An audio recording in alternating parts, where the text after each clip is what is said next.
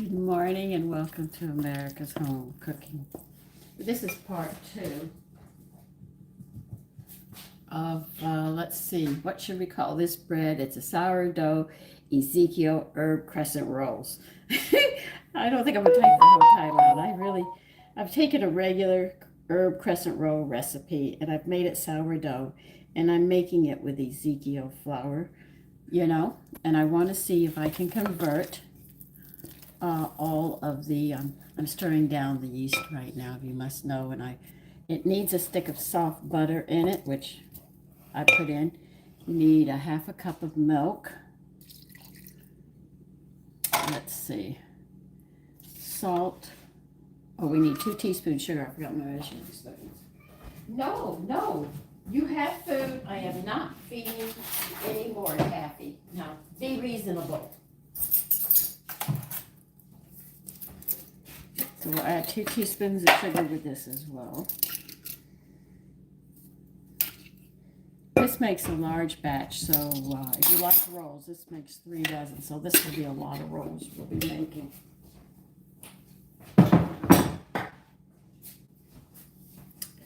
Okay, now can we get to the salt? Yeah, a teaspoon of salt.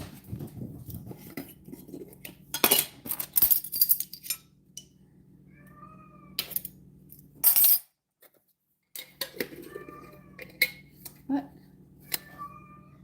That's the lard. Okay, that goes up there.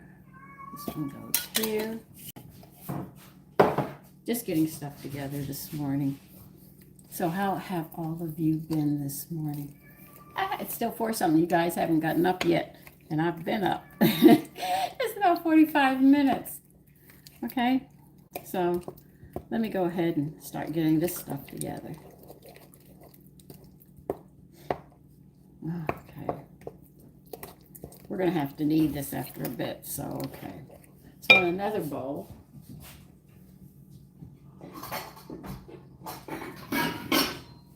you want to add a stick of butter. This is your second stick of butter.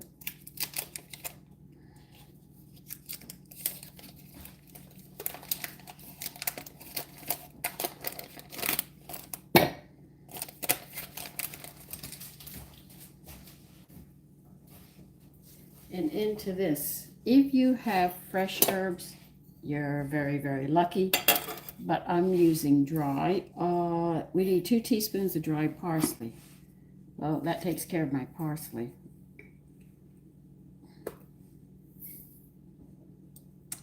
Okay, this one's got to go here because I've got to buy this too.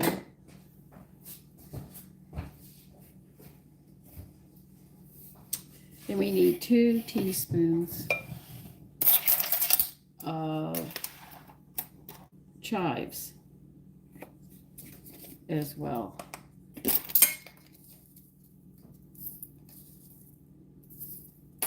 This is going to be a spread that we're actually going to put on the inside. Good morning, everybody. Anybody up? Hi, good morning, and check. I'm just going to say check. Okay, good morning. And I think 1 teaspoon of dried dill. I don't think they want the seeds, they want the leaves for this one. That's not going to fit in there.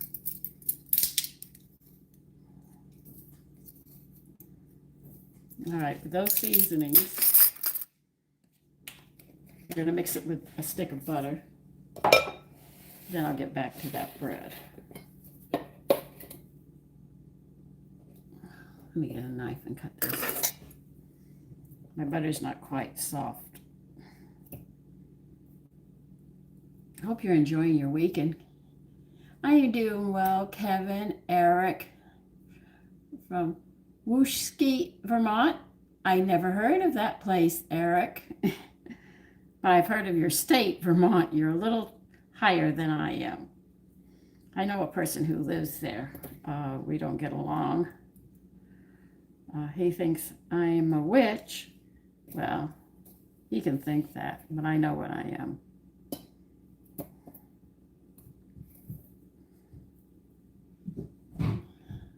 Hi, Melody.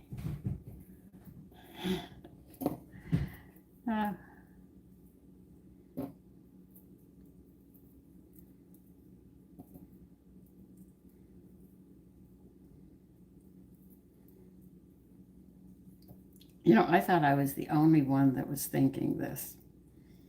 You know, the UFOs and little green men and stuff.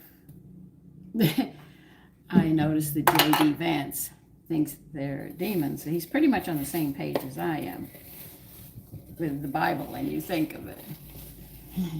Hi, Scar. This is part 2 of Ezekiel sourdough crescent herb rolls. They're actually crescent rolls with herbs that we're going to put in them. Oh, come on, butter, don't do this to me. I've got to work you with my hands and the seasonings. That's what I'm doing right now. As you can see, I'm mixing butter and herbs. Scar, no, I'm not.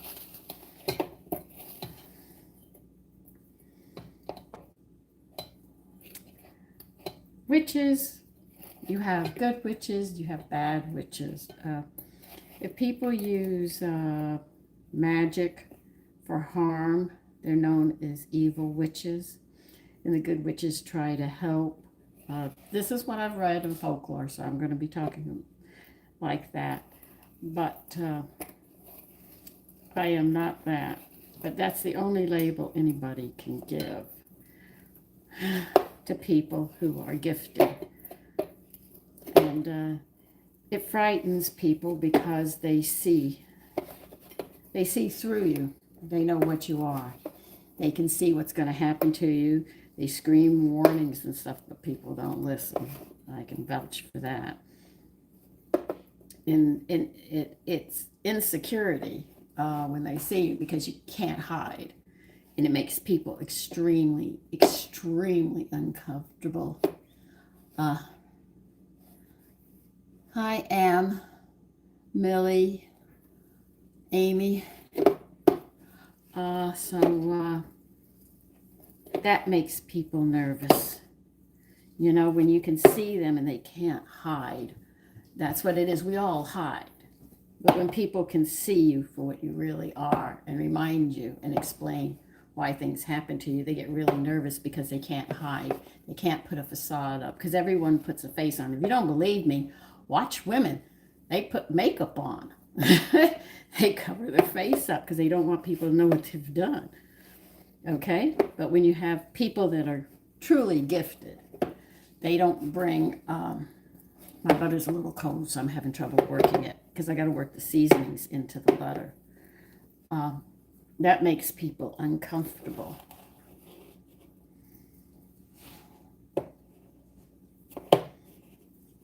Now you're going to have 2 great greased baking sheets. This is going to make 3 dozen rolls. They're going to look like crescent rolls. But I wanted to use Ezekiel flour and see if it could be done. Okay, look, I'm going to get off this a bit and let this get warmer. So when I heard J.D. Vance, he said they're demons, and demons are angels that had fallen, and they were created before us. They could manipulate us and everything else. So I think J.D. Vance is... I was shocked to hear him say something that I believe. I didn't say anything, but I was shocked. I read the video. I said, oh, he's on the same page I'm on.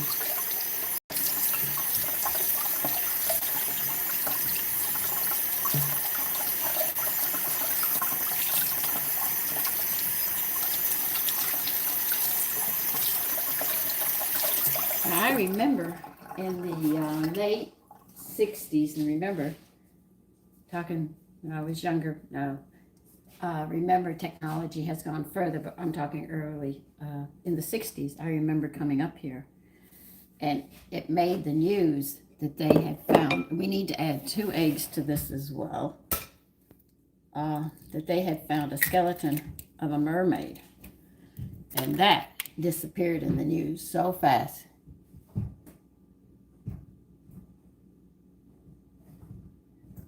Thank you. What is that? Hold on. Jerome? Zone? Dells? Randall, good morning.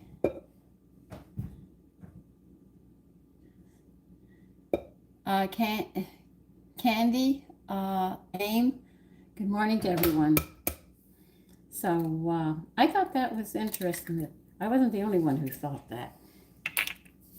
Because the demons are fallen angels, so they would know all the weakness and how to manipulate because they were there when everything was being created. So they would be able to manipulate and cause us to see things, what they want us to see to throw us off. I'm going to have to work that in too. This is what's bad when you cook early in the morning and it says softened butter. All right. This is the bread or the flour mixture that we made yesterday. Don't pull that tablecloth off, Taffy. I know you're playing down there. No, I didn't tell you to come here. I understand. Don't pull the tablecloth down. No, oh well. Ireland. Hi, Zone. Ray. Derek. Shabbat. This is Ezekiel sourdough herb crust rolls I'm making.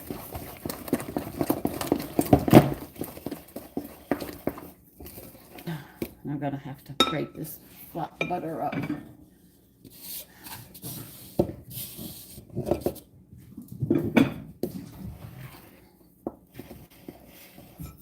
Well, he's in good spirits. He's running all over the house this morning.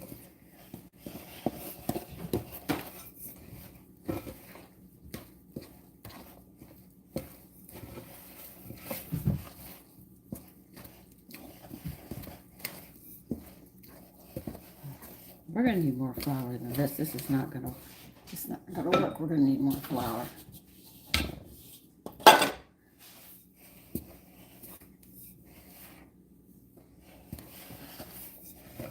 No, I just figured, why not? I have not been able to find yeast for about 3 weeks.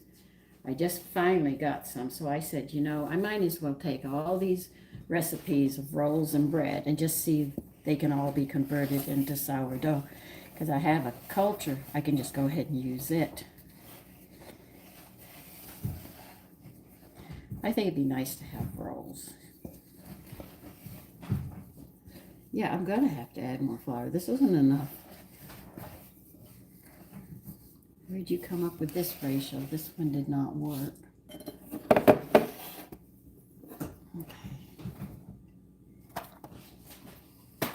I have to get some flour.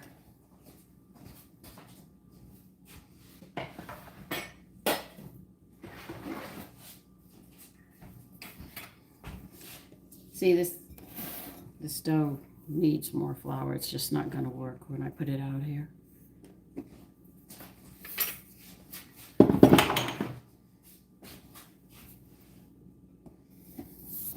It's too wet.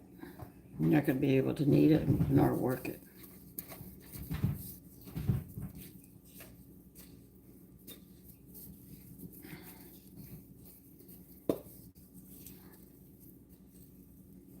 It's probably because it's the Ezekiel flour.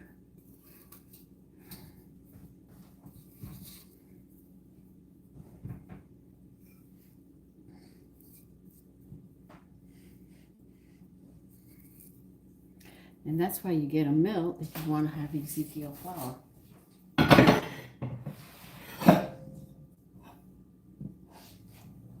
By the way, those bourbon butterscotch muffins, they made a hit with my family.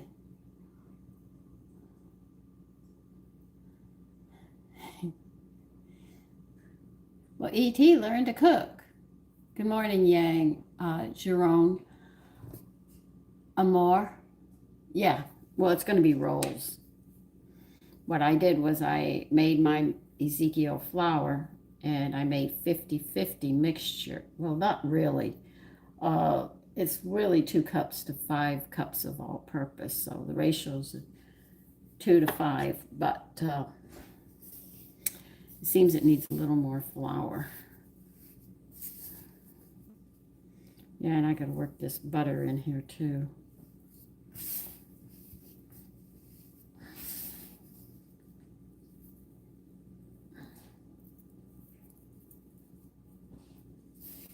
want you to take soft butter and work it in.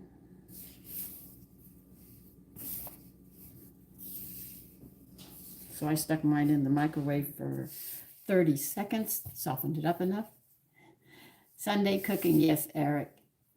Jane, good morning. Stephanie,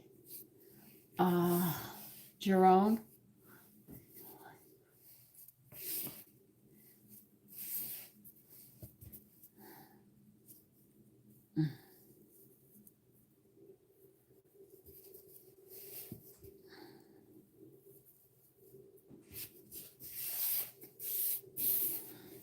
So I have to do a little extra kneading to work this butter in.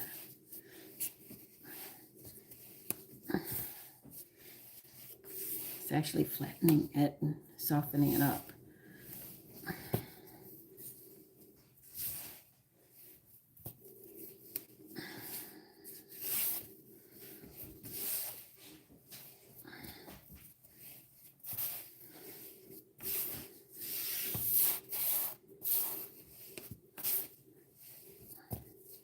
Because your hands are warm, it'll help melt it and flatten it out.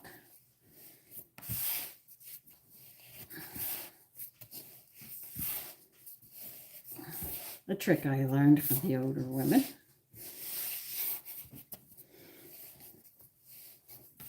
Now, I have been checking things out, and they talk about women who used to start the bread at night, let it rise overnight so they'd have fresh bread the next day. And I said the only way that would be done is if it's sourdough. These frontier women, they didn't have the yeast, they had to make it. So I would understand what they're doing. They could start it in the morning, no, the night before, give it 3 rises, then let it rise over those nights. Then they could bake it in the morning when they get up. And they would make a lot of bread, so they didn't have to do it every day.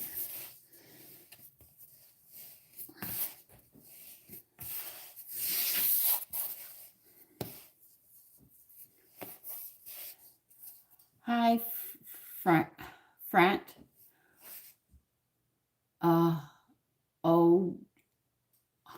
Aldrian. Jarin, good morning. Range, good morning.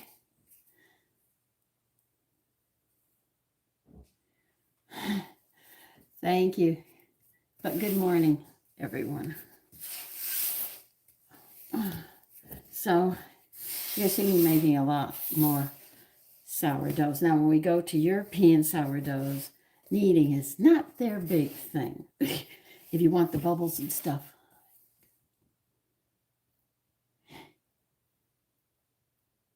You're on, I can cook, young lady, and you're starting to make me angry. Why? That doesn't make any sense, Jerome. So you can cook. Congratulations. I'm glad you can. More people need to learn to cook instead of depending upon companies. So why are you on this page? If you know how to cook, then why are you here?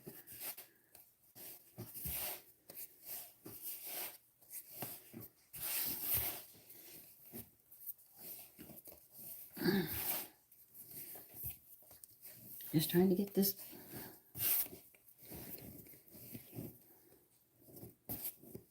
I'm actually feeling for the butter.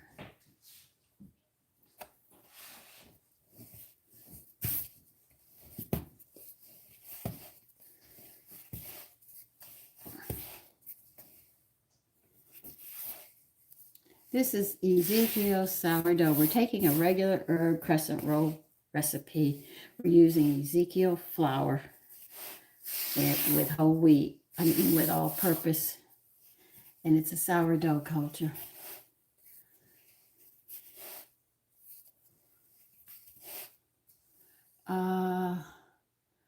Good morning to Shaba, JP. Well, I should say the JP.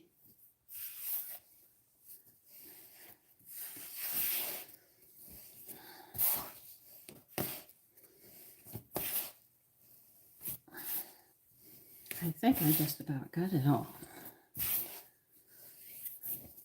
I don't feel the butter anymore. So I think I've got it down. Just want to make sure. Okay.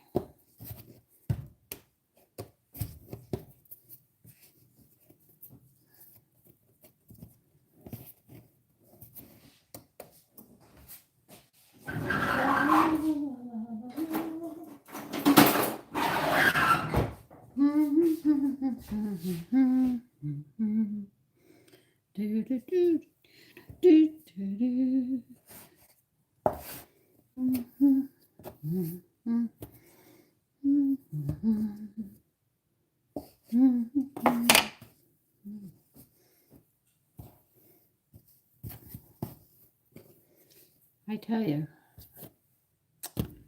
Sandra, you never get these level unless I weigh them out. I noticed that Western music is much cleaner now than a lot of music that I hear.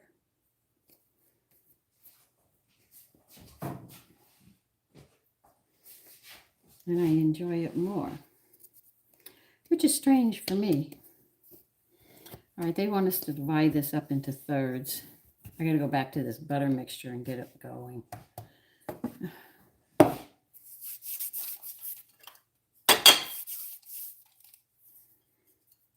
When you get dough on your hands, if you rub your hands together, it'll take most of the dough off your hands. The friction will just roll it right off.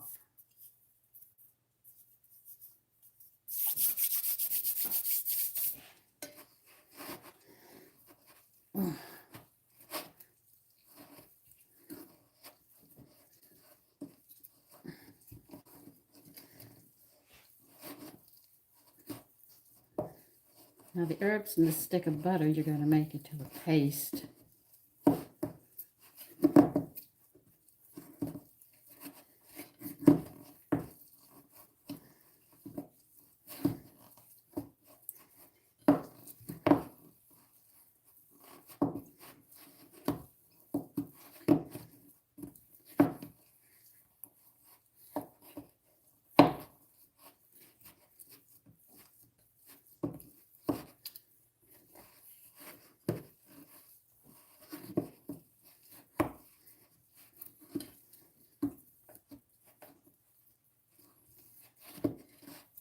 Okay. Some sourdough herb rolls with Ezekiel flour.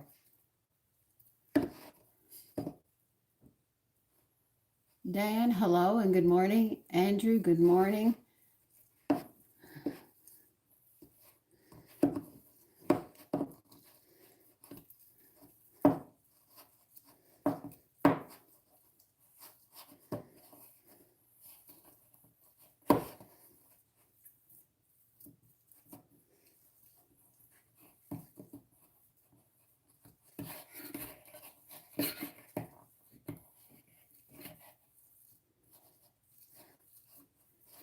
When you get this butter and all into a paste like this, we'll start putting the rolls together.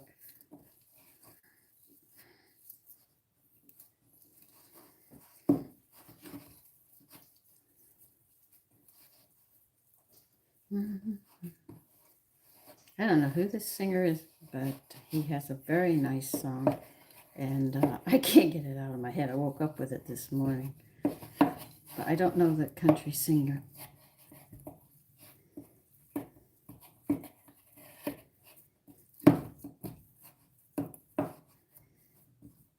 Okay, we did it. We got it done. Put the flour over here so this can sit here. This one can sit here without sticking to the counter. We'll need some extra here, because you're going to stick anyway. I know you're going to. All right. You want it in a 14-inch.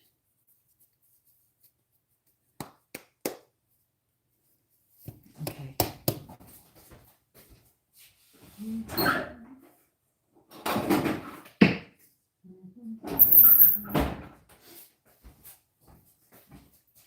All right, they want a 14-inch circle.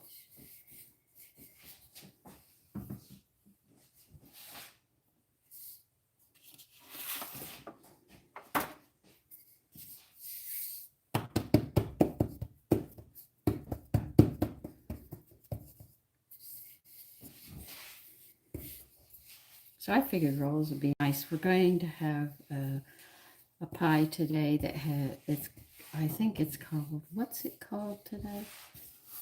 Yesterday my son was so sick, I didn't do the video on what we had. And by the way, it was delicious. We demolished that quiche. It was a sausage and what quiche?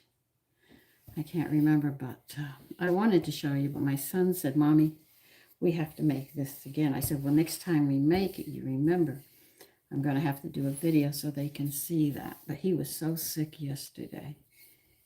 I let him do very little, and I ended up making it.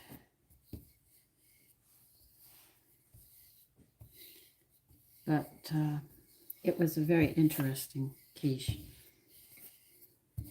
And they said, I don't think, when we made biscuits, well, I made the biscuits, and he was, my other son was sitting there saying, I don't think it's going to go well with, I don't think this dish is going to go well with apple jelly. I said, oh, it's going to. And when I said, get the apple jelly and put it out. He said, I don't think it'll go well.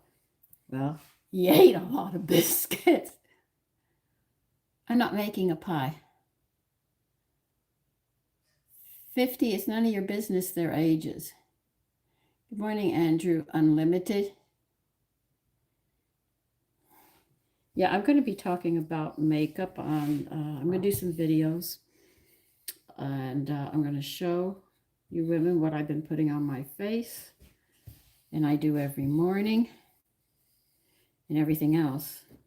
So you can see my ritual in the morning, because I'm sure some of you think, oh, you've done something to your face. No, I haven't. What I've been using on my face, I've been using for over 50 years.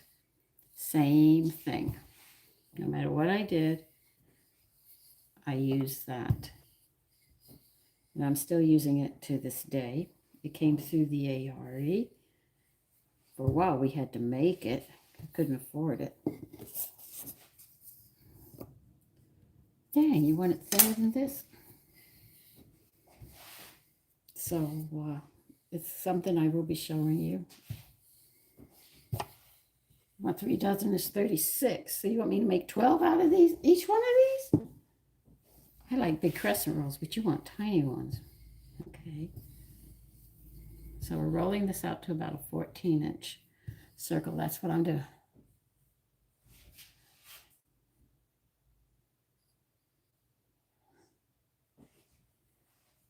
Small talk on what?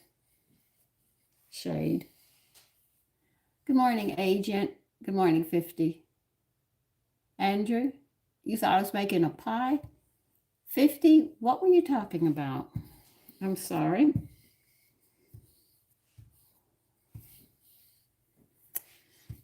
Rolling pins are approximately 10 inches, if I remember. Yeah, approximately near 10 inches. So if you go like this, you get a pretty good idea.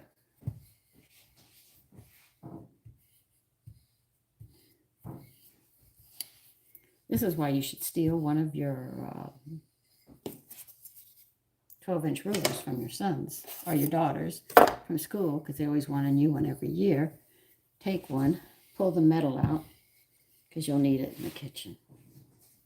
Instead of buying it, you know, go ahead and have fun. All right, that's about 14 inches. Now, you want 12 of these?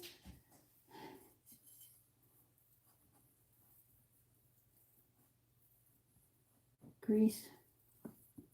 Already did that.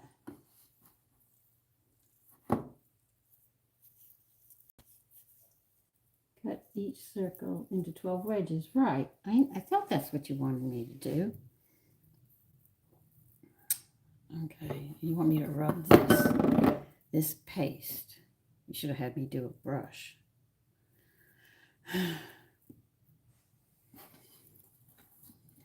Don't worry, I'm going to have to rub it in on here. I'm just spreading it out before I get there.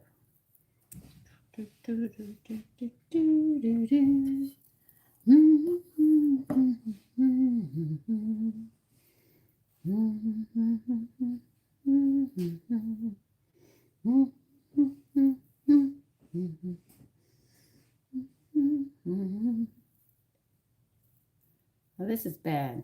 When you have to spread butter that doesn't want to spread. The way it spreads like this is if you sit there and melt it, but they didn't want it melted. I said, okay, it's going to pull on the dough.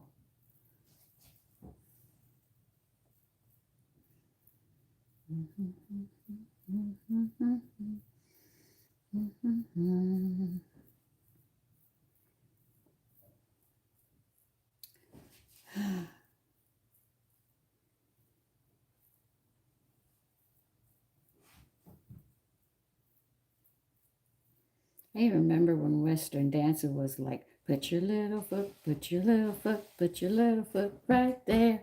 I used to hate that.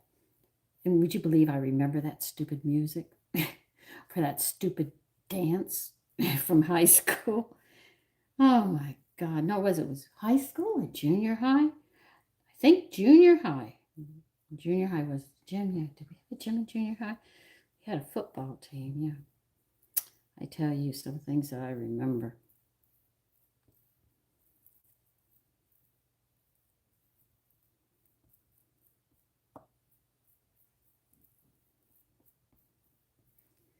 But music was never my big thing.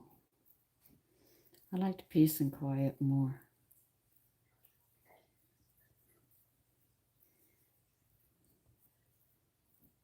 In the country, you don't have blaring radios or anything. When I came into the metropolitan area, boy, sleeping was one of the hardest things for me to do.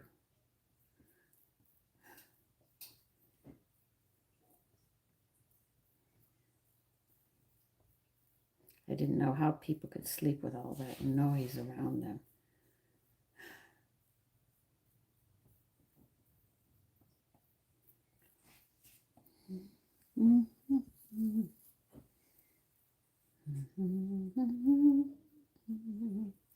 Yeah, I know. 1 inch from the edge. Right.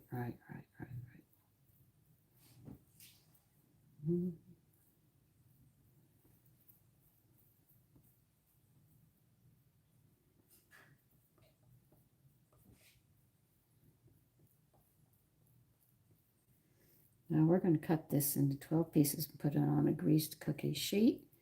And we've got 2 more that we have to do. And so we got some work we got to do. Hi again, Shadow. Jay, really? Andrew?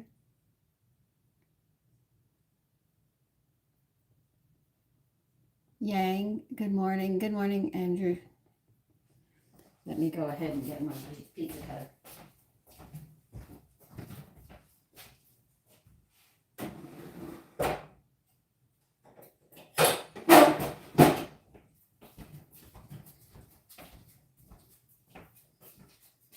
Cutting this is so much easier with a pizza cutter.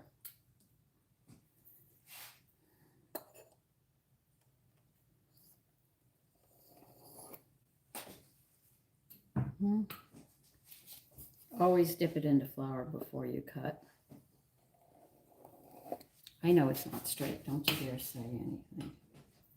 I like mine to have big crescent rolls, and they want small crescent rolls. I'm going to change it because I'm going to make them a little larger than what they want because I know what I want.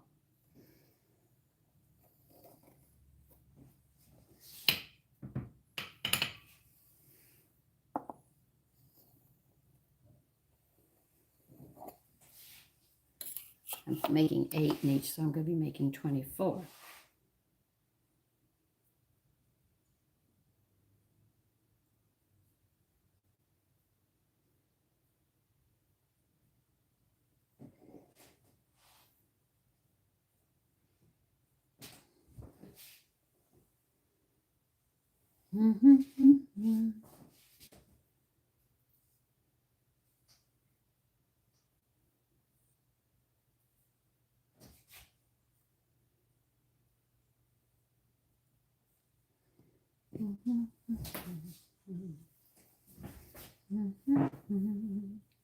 Take the white end, roll it all the way to the point. From the point down, you just turn them a bit like that, and that's it. That's how you make crescent rolls. Though I've never made these crescent rolls before. So this is a little new.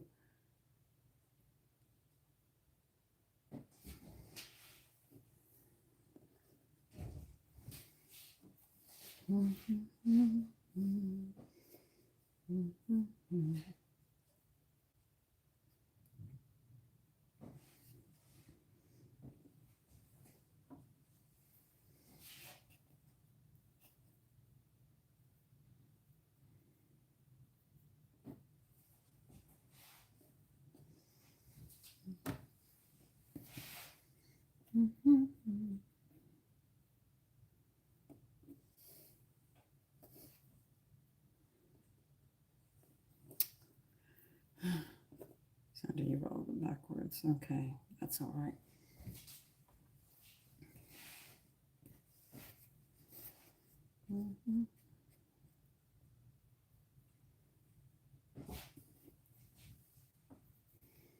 Okay, do another set.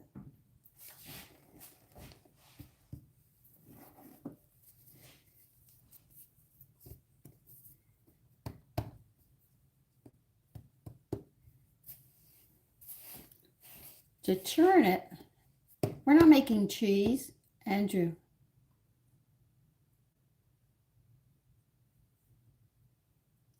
And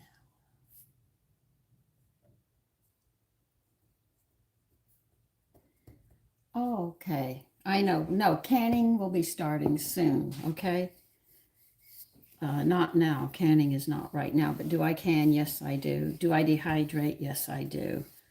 You know, I know the best dehydrator to get. I'm not buying it. It doesn't make sense because of my age. The thing's going to last that long. I said I'm not even going to bother getting it. You know.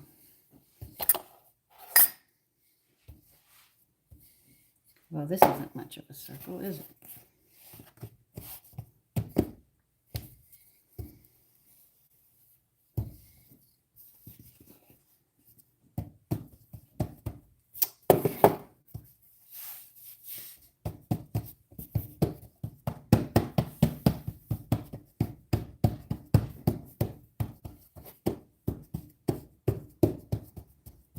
Hey, if a rolling pin doesn't do it, do your hands, you know, whatever works.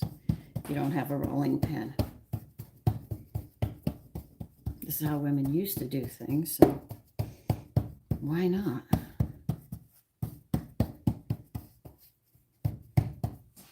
The only thing I didn't like about the recipe yesterday with the quiche was that she wanted me to buy instant a pie crust, but that has such a funny gummy taste. Yeah, they use gum in it, and I didn't like the taste of that because somebody did it. I couldn't figure out what it was. So I asked her, how'd you make that crust? And she said, oh, I bought it. Oh, I learned. I didn't like it. And I said, if anything has a crust like that or tells me to buy a pie crust, I'll make my own. I made a cream cheese crust to go on the quiche, and it really turned out really, really nice. Yeah, we're almost there. So see, you can pat this out. You don't need a rolling pin, you can pat it.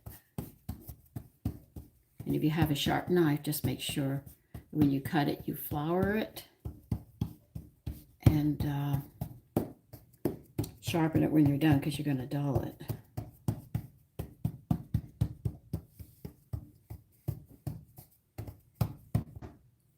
Okay. I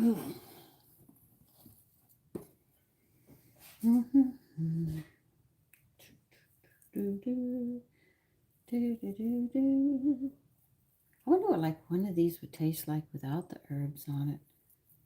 You know, just going there. I might make one plain just to see how they taste without the herbs and make plain crescent rolls. Just hold back on the seasonings. Just to be different. Yeah, I think I'm going to. I think I'm going to hold back on the herbs on one set. But it'll still be good.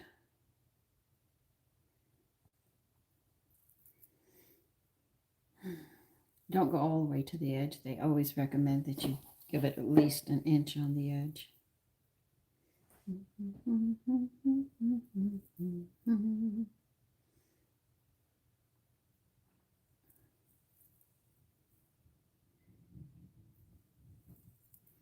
know some women follow instructions to the hilt.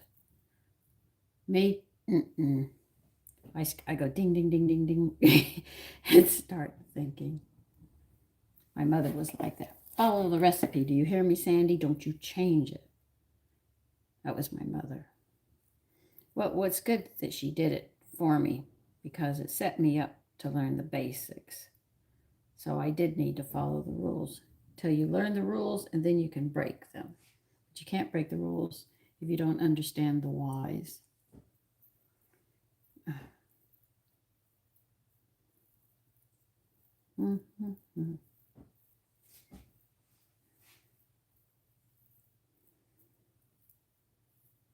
So the last one's not going to get any seasonings.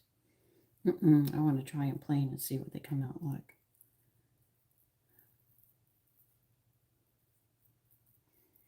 By the way, the Ezekiel bread is right over there on the table.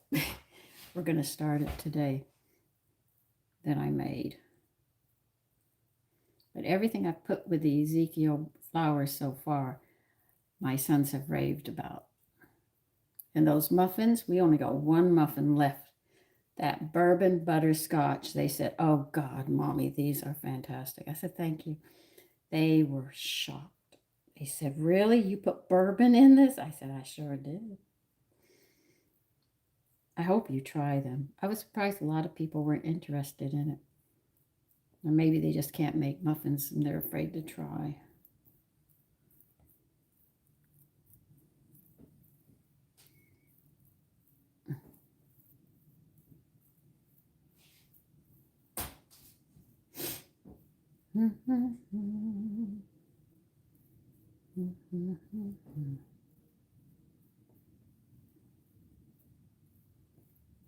Now, the reason a lot of the old recipes have very few seasonings in them, seasonings are extremely expensive at that time, and they weren't as ready available as we have in the stores.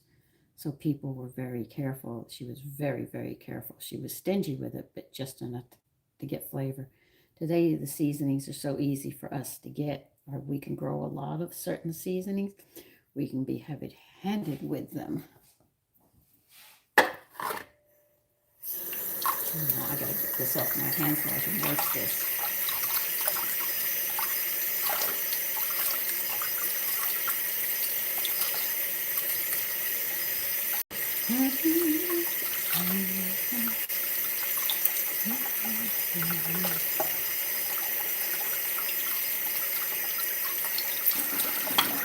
You know, nobody ever asked Casey if the things that we'd see would be the demons. The only thing he said is they're very tricky, you know? So I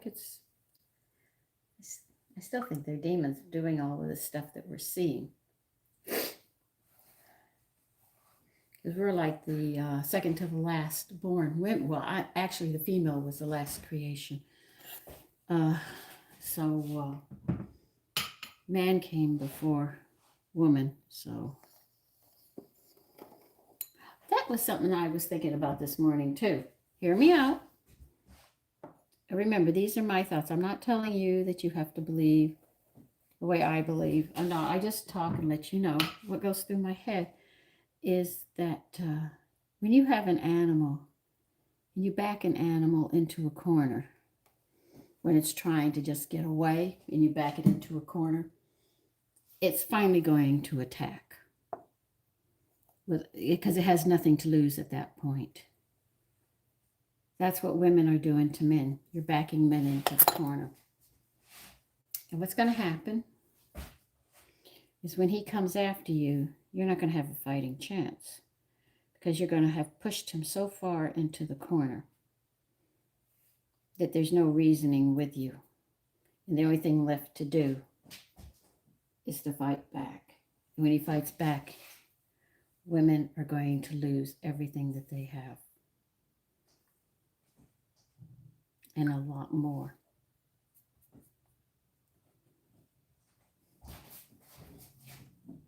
I'm going to have to get another cookie sheet and grease it. So you should think about that. You push somebody far enough, it will fight back. And the worst thing is when they fight back, they're going to go after the very people. And an animal will do that. Even to the kindest person, they will attack because they don't trust.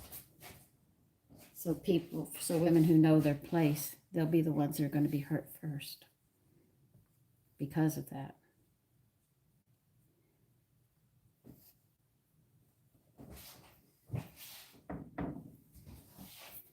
Mm-hmm.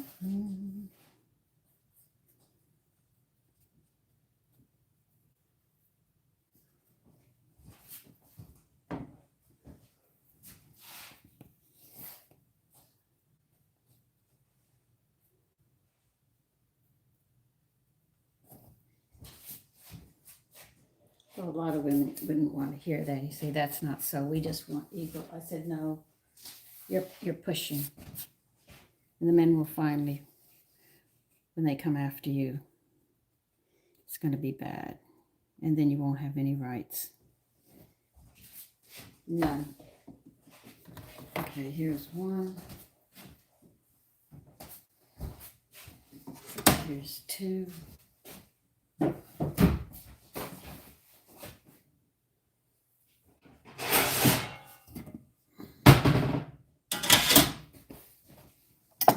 Have to grease another cookie sheet.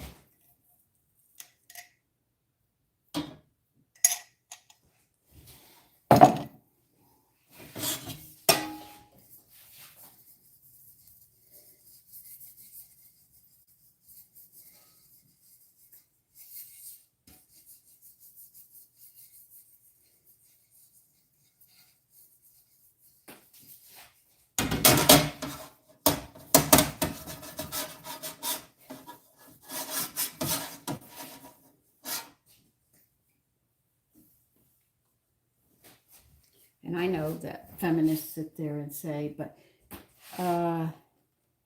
you don't, you're controlled. You can't do what you want. I said, I can do.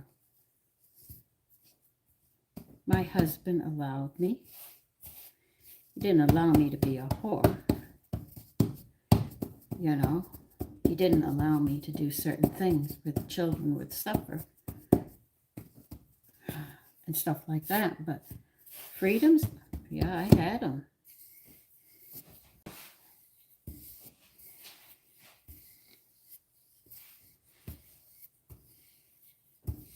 And they say, I'm oppressed. I say, I'm not oppressed at all.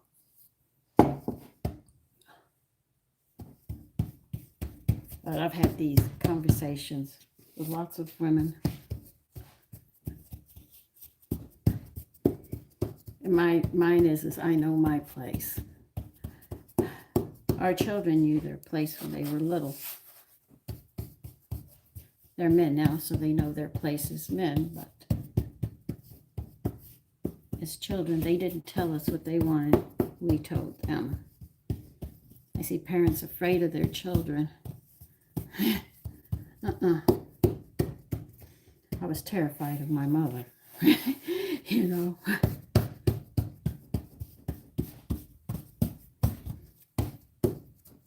These are going to be plain. I'm not putting anything on these. I want to try these plain for breakfast without herbs. The other ones can go for a dinner, which I think today they go nice because I'm making a pie today.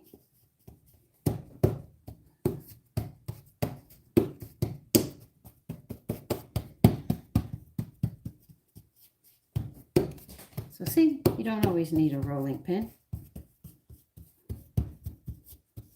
You can do it this way as well.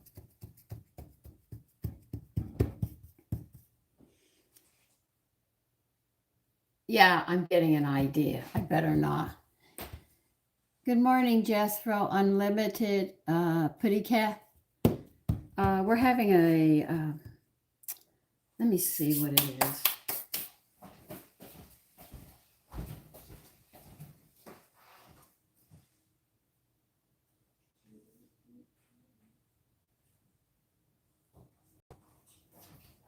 short for those of you that had joined.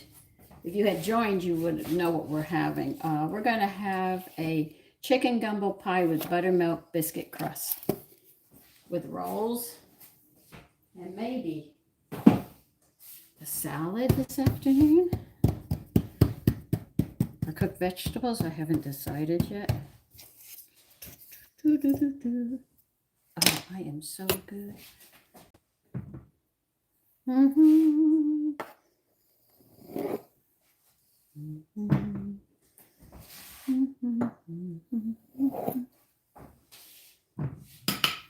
these are going to be rolls that we can just have for breakfast, but the herb rolls will go for dinner. And since I made extra, it'll go for another dinner as well. By the way, I tried veal heart, something I have never had. It didn't go well with my parents. And veal is sort of like gizzards in the fact that it doesn't have any flavor when you cook it. You really have to season it up. You know, you trim it and everything. It comes out really nice. I just got this crazy idea, and I was saying, you know what I'm thinking of doing with this? My son said, what are you thinking about? I said, why not cook it with bacon and put it in a tomato sauce? He said, Mommy, that might be really good. I said, it sounds really good. I know a lot of you would go, ooh, how could you? But you got to try dishes. I mean, what are you going to do? Have the same thing all the time and have a boring meal?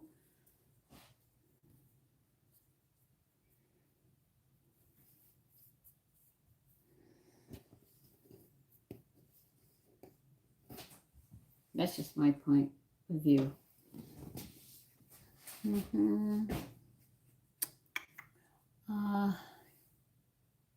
Yeah, the crust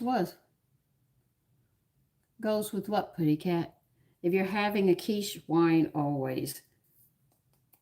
And because it was sausage, which meant it was pork, you should use a white. Make sure it's dry. You don't want a sweet wine with it. If you have a lady friend with her, she should have sherry with her coffee after the meal or tea. If she's having dessert, it goes very nicely with it. You know I say ladies, but you know most of them aren't.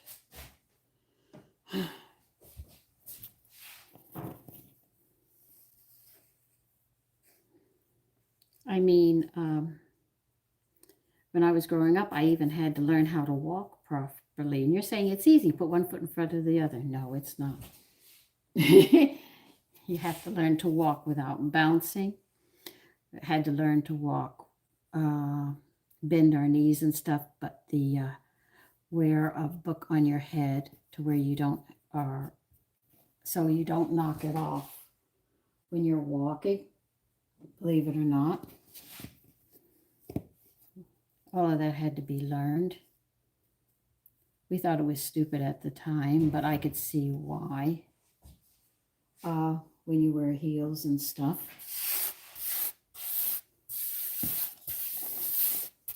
You learn that skill. It's very important because when you wear heels, you can fall forward or you can slam your heels and break the heel on the shoe, and then you're going to go down with a broken ankle. So you have to learn to walk in those things. Let me clean my mess up. All right.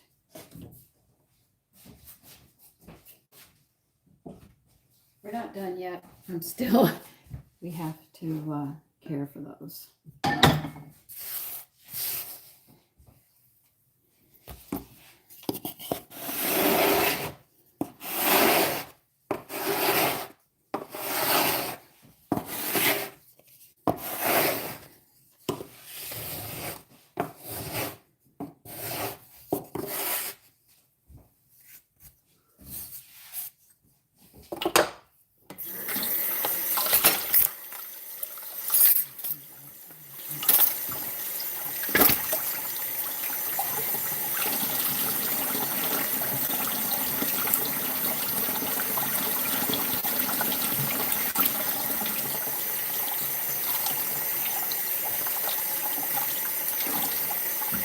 unlimited, no, you don't.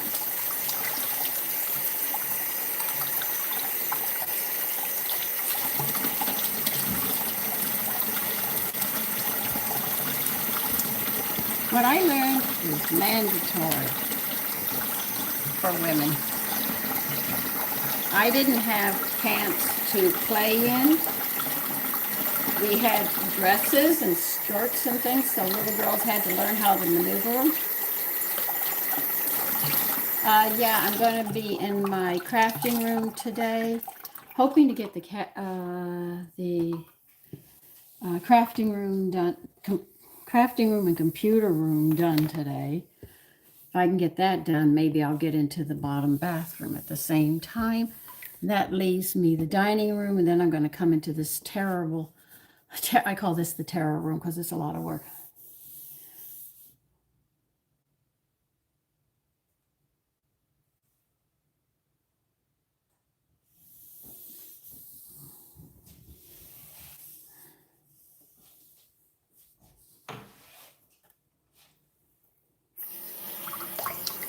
Well, I'm sorry to hear that disc.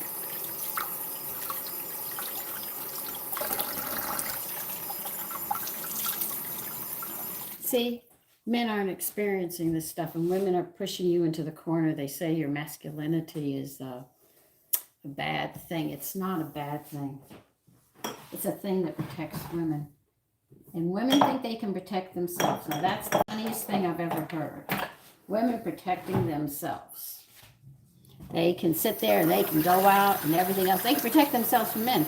So why do they have to go into groups? They go places in groups. That's because they can't defend themselves. You're with a man, it's just you and him. You know he's going to lay his life down for you. He is going to protect you. That masculinity is what you need.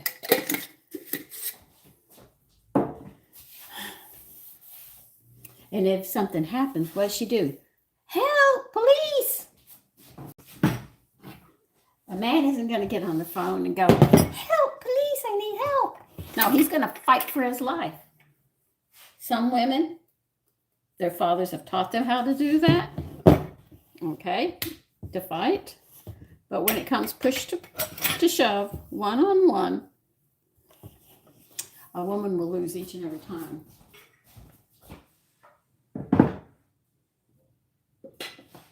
A woman will fight dirty. She'll kick you in the balls. Like that. Look, when a man's adrenaline is going and he's fighting for his life, you can kick him there. I doubt he's going down. Because it's a fight for life, is what he's doing. And he knows that if he stops and says, ugh, he's dead.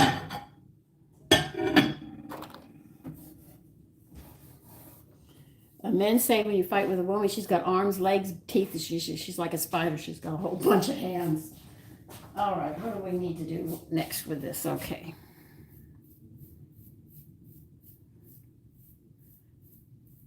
What egg? Okay, we're going to have to put a tablespoon of water and 1 egg yolk and beat those together. Put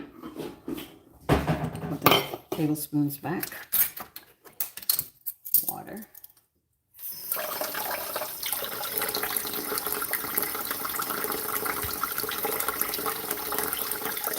No, they're just attacking men too much. I'm so sick of it. And I love the name. They say you're phobic, you're non-binary. You don't know. Anybody says stuff to me like that, I think they're out of their minds. They believe, I think, my personal opinion, they should be locked up. They don't know reality. They really, really don't. I have to get an egg yolk.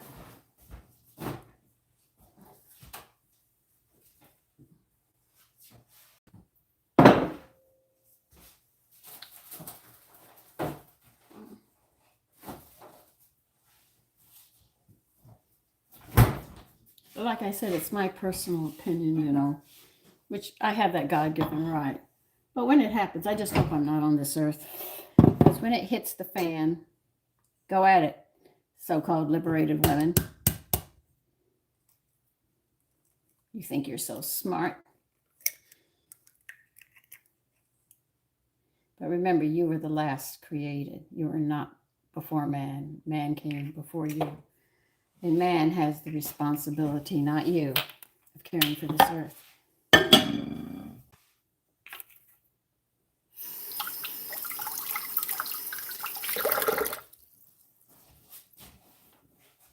All right, we are going to brush this on, and we are going to get, let's put this here, kosher salt.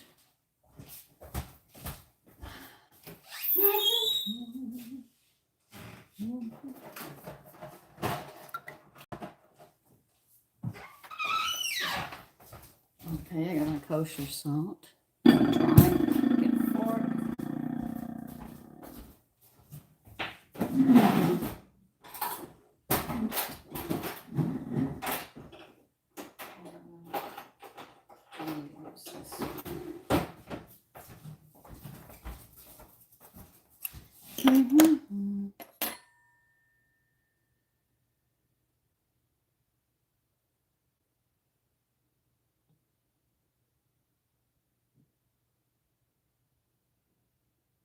Yeah, 15 years. Well, imagine 73 for me.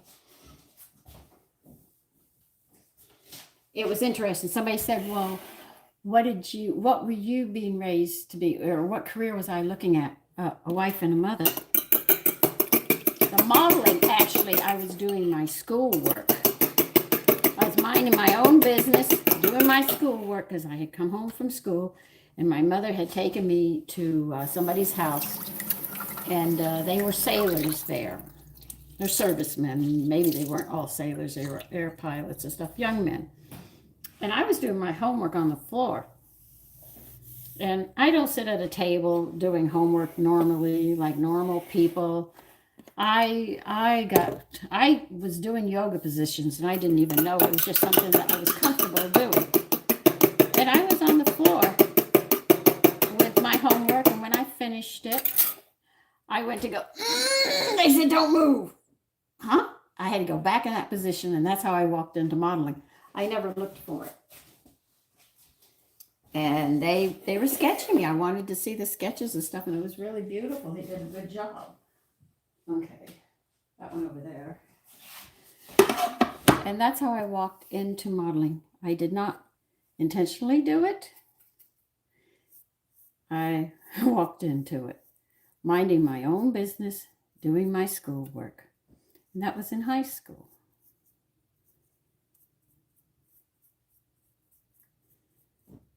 All because I was sitting on the floor. It was such an unusual thing.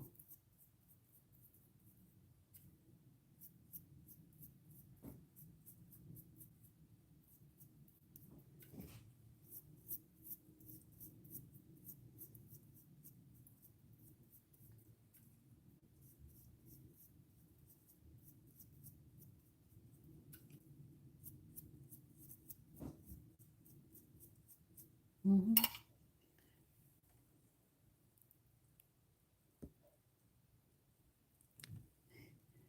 Paul, you were born in 65. I beat you by 8 years. You're below me by 8 years. I try to catch all of you, say good morning to all of you. Good morning, Shooter.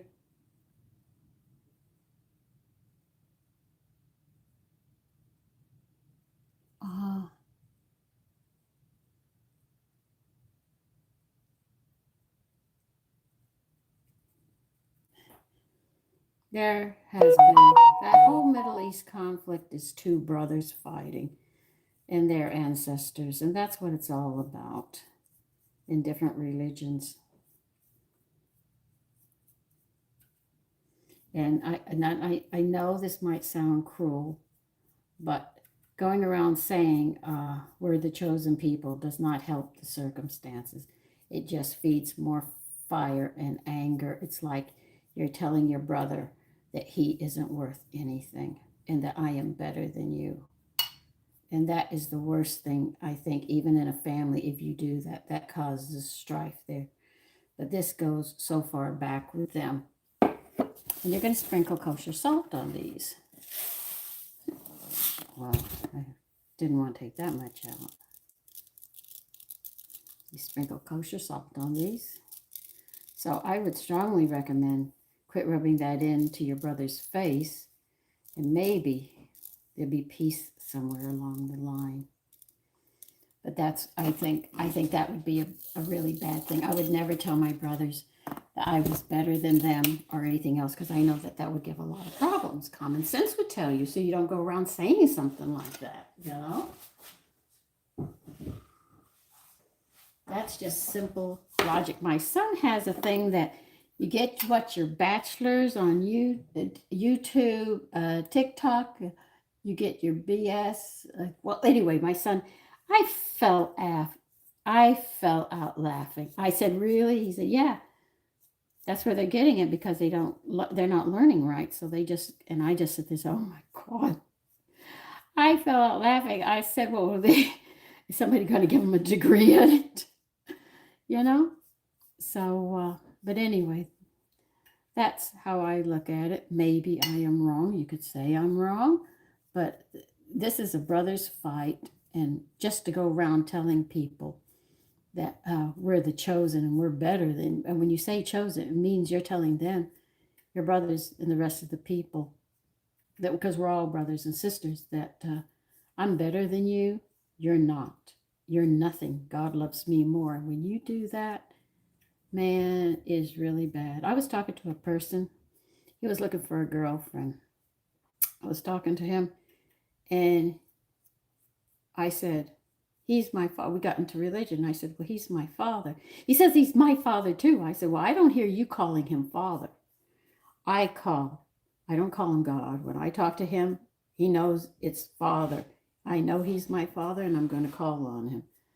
But he got really angry because I wouldn't acknowledge him in it. And I said, "You have to call him your father and acknowledge him that you're his daughter, his child, because I'm a girl, I'm going to say daughter. But you have to acknowledge that he is your father. If you can't do that, I can't say it for you. You've got to say it, you know." He got really angry with me. And I said, "I am calling him my father. Why can't he?" Wouldn't say it. But he would tell me he's my father too, but he was afraid to say God is my father. And I would say, "But you have to say it. I can't say it for you."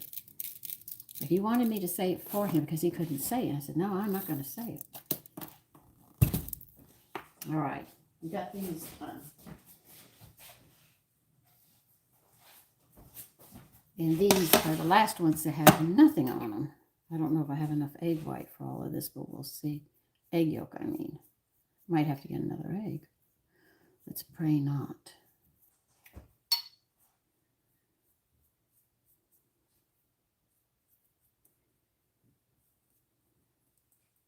So that's my opinion of that Middle East. It's just brothers fighting and one saying that he's better than the other. And that is the worst thing you could ever say as far as I'm concerned. That's like children. Mommy loves me more than you. She never really did love you. That causes a lot of problems. I need another egg yolk.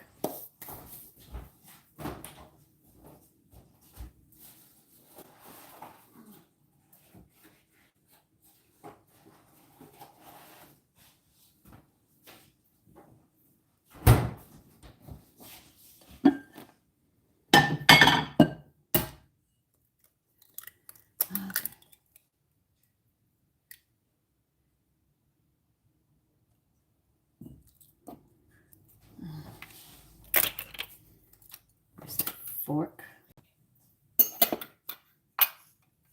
Measuring spoon for another tablespoon of water.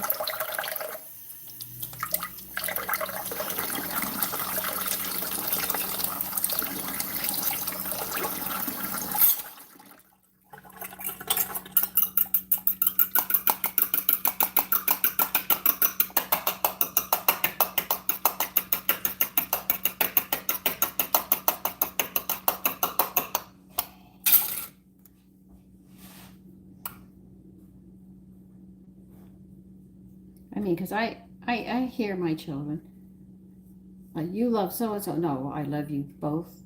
I love you both. You both give me heartache and irritate the tar out of me, but I love you. I go through hell for you guys, Don't sit there and, you know, think one is better than the other.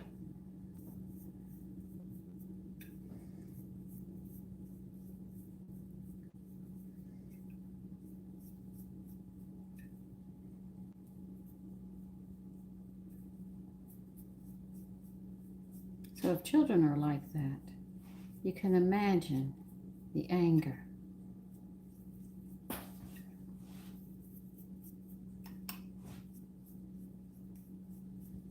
So that's my personal opinion on that you asked me about. I don't know if you agree or disagree. If you have children, you know exactly what I'm talking about.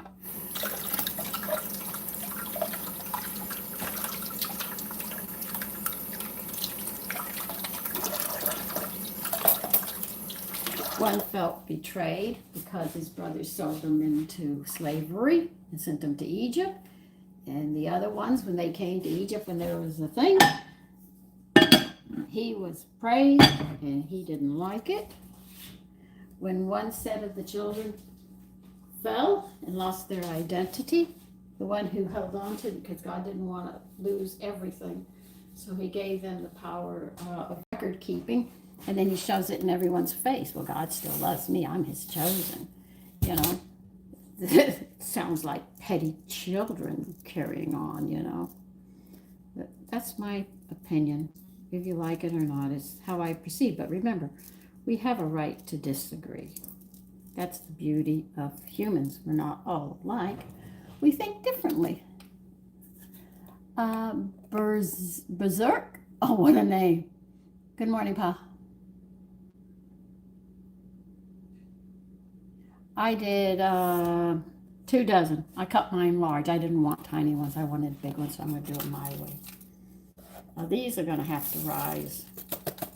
Because this is sourdough culture, it takes longer to rise. But when they're done, I will definitely let you know. And because they are sourdough, you do not cover them. You just have to let them sit. I might bring the heater into the kitchen and make this kitchen hot. So they will rise faster. But sourdough takes longer to rise, but the flavor is oh so good. So you really don't want to interfere with it.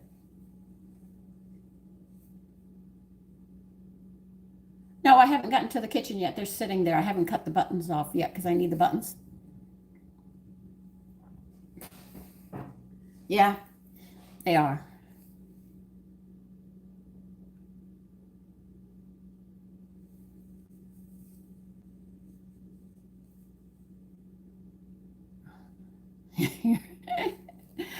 Okay, so do you want me to stay on while I make myself some coffee, or do you want to say bye? I give you the choice. I don't hear anything yet. Oh, the biscuits came out great yesterday. They are Ezekiel biscuits. I'll show them to you. That's if my family didn't eat them all. Okay, here we are. My son was floored. He said, Mommy, those Ezekiel biscuits, and they're great with apple jelly. Here they are. But I have to make some coffee.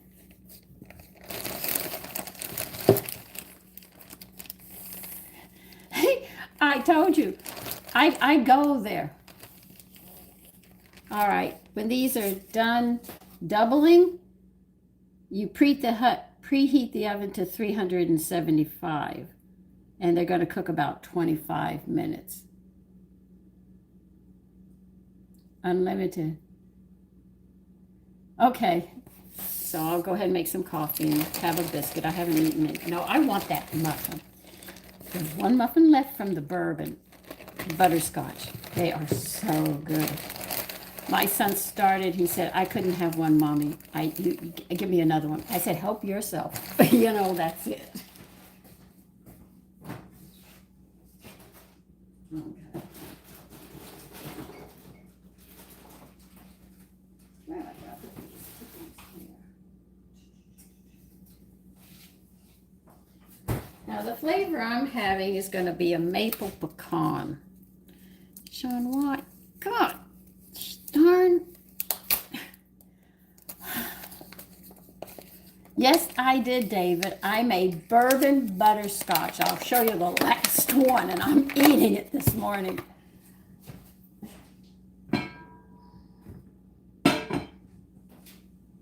Here it is. This is a bourbon butterscotch, and you can see on the live, because I did it yesterday afternoon.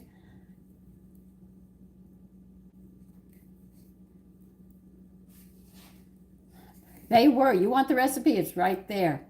If anybody asks you for the recipe, just let them know it came from me, because it's mine. And these are so good.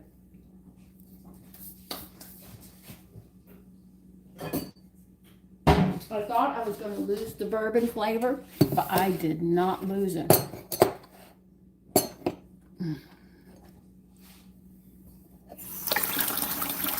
I'm actually starting to write down some of these recipes that come out of my head. I never do. On Sunday, the Lord has risen. Do any of you know the phrase that comes after that? Do any of you remember? Anybody my age would remember the phrase that comes when somebody greets you. It's not hello. They say, the Lord has risen. What are you supposed to repeat? If you're a good Christian, you would know it.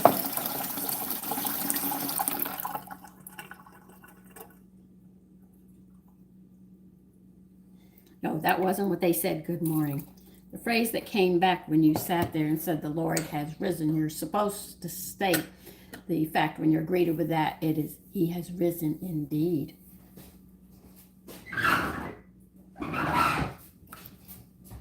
My religious upbringing. And I say it to people, and they say, huh? And I said, God, have we walked that far away from God that people don't even know what that phrase means?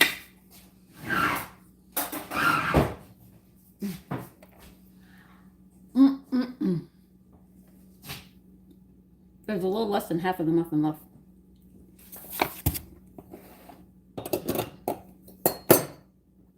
Where did I put the matches? Oh.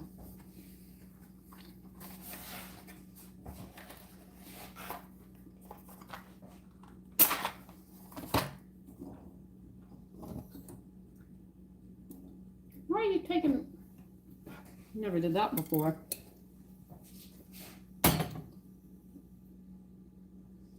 Okay, coffee's on. Yes. Yeah, unlimited, that's what you say.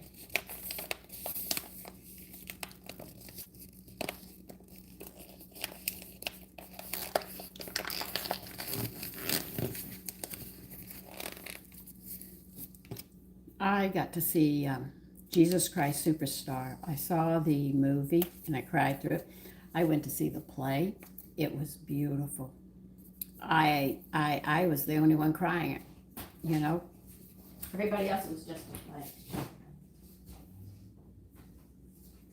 Jesus Christ Superstar. I wanted to see that so bad, and a friend took me. No way, I'm enjoying this last muffin. Take my word.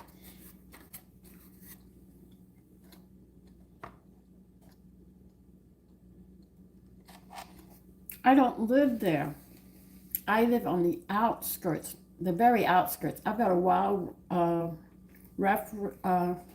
wildlife refuge sanctuary just 1-2 blocks from me. I am so far out on the outer edge of the metropolitan area that it takes me an hour and a half to get into the city if I wish to go into the city.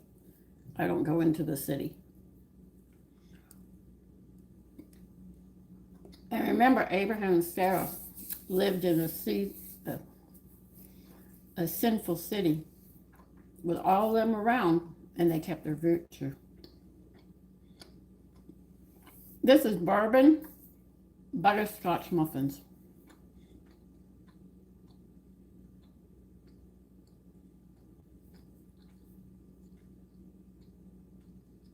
I got to see the play and the movie. I cried at both when they started beating him. You know, you get an image in your head and you don't realize how bad his beating was before he even got to the cross.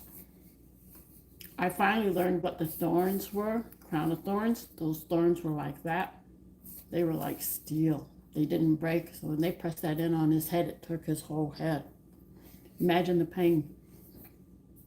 And they said that when it was the time, or when they do the sacrifice of the lamb, they used to split it open from the back or from the front and lay it out like that and leave trails of it. The beating he had was so bad that Christ went through. It was beaten that bad. He shouldn't have been able to walk as far as he walked. His skin was stretched, ripped, shredded off of him. And he had to walk. And they didn't protect the groin. They said every part of his body was hit. And just peeled the skin right off of him. I couldn't see the Passion of Christ movie because this girl would be totally in tears. I would not be able to. I can't. I'm an emotional person. I'm sorry.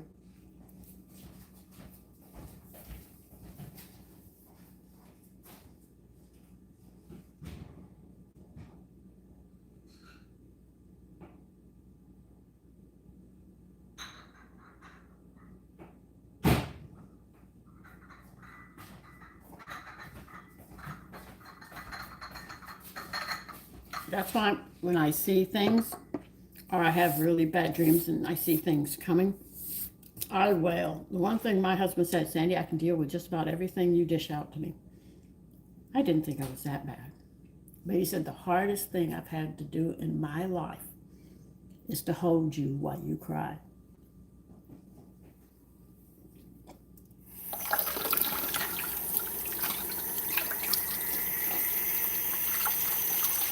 But he knows when I cry, I don't cry crocodile tears. When I cry, I'm wailing. My whole being is so sad. Even my sons run from me when I cry. He said it's really, really hard. Because I'm not just crying for me, I'm crying for the anger and the frustrations of what I feel that's all around me. So, living real close in the metropolitan area would drive me insane. With the noise and the way people act and stuff, I have to stay away. So I have a very quiet household.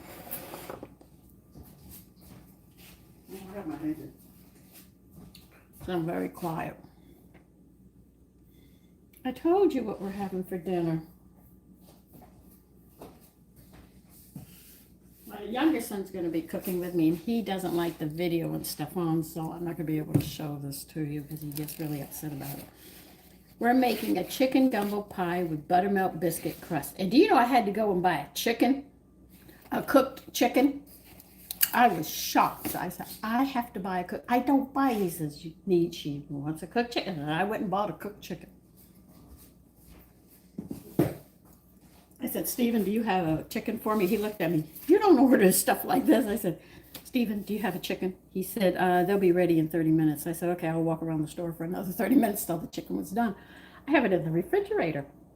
And it has sausage in it, has cottage cheese. It's got a whole bunch of stuff and seasonings.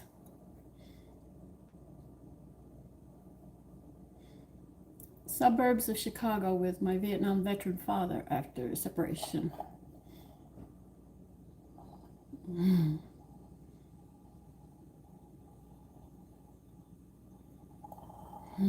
That's a red microwave over there.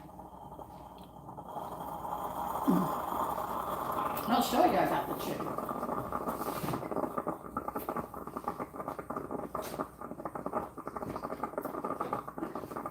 Oh, I need you today.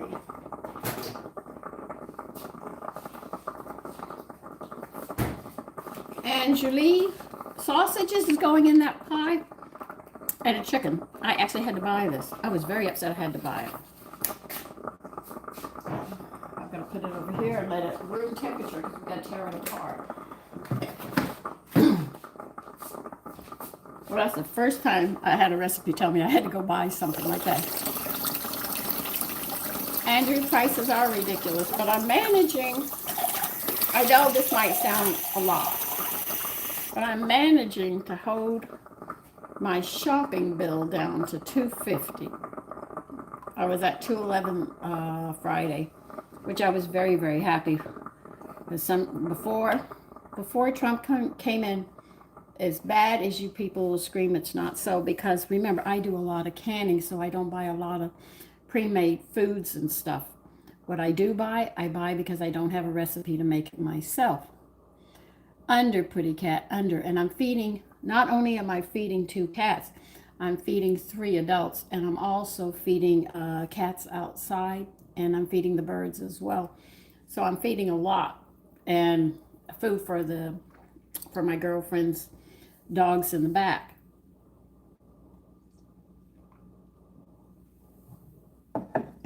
And that's also buying stuff to clean the house with and other stuff that I need. So I think I'm doing quite well.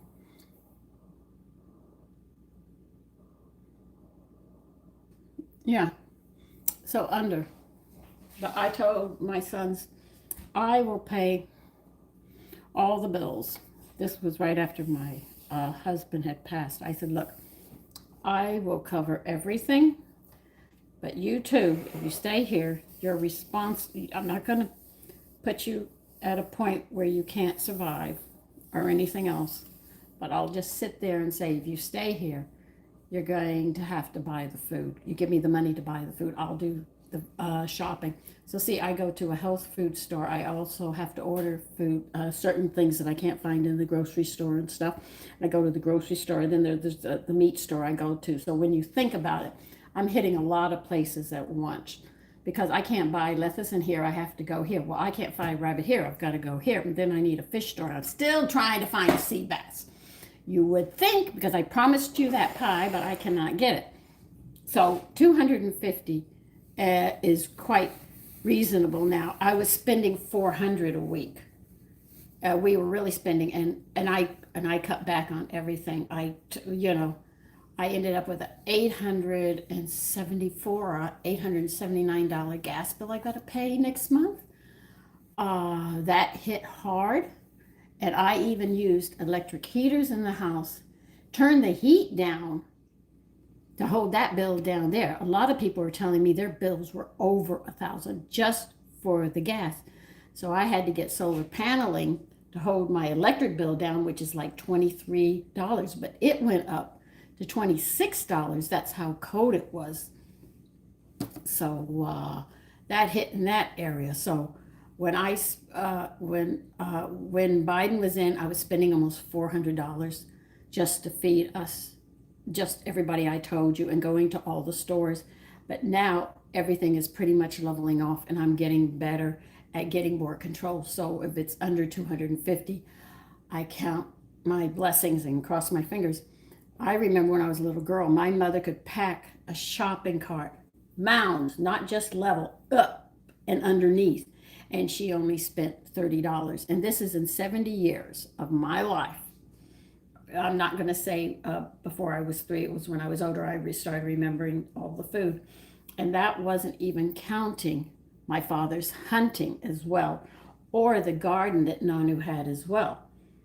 So see, and we used to be able to go to the farm and give them what they'd say $10, and they give you a big basket and a little hand shovel, and you could, whatever you wanted in the garden, you could harvest. Take what you want, but don't destroy anything else. And as long as it's in that basket, you can have it for $10. My mother, you see these 30-gallon trash cans that most people use for their trash? My mother had 3 of them. One had lemons in it, one had oranges in it, and one had grapefruit, and we ate it all. So food was very plentiful. So I always think of a lot of food. I'll cut back on other things to make sure there's food.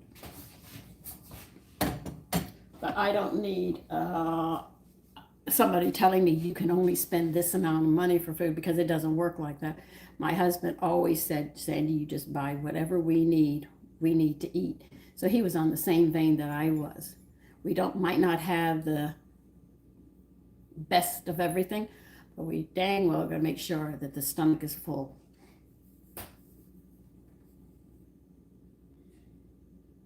Yeah, George, it's not easy.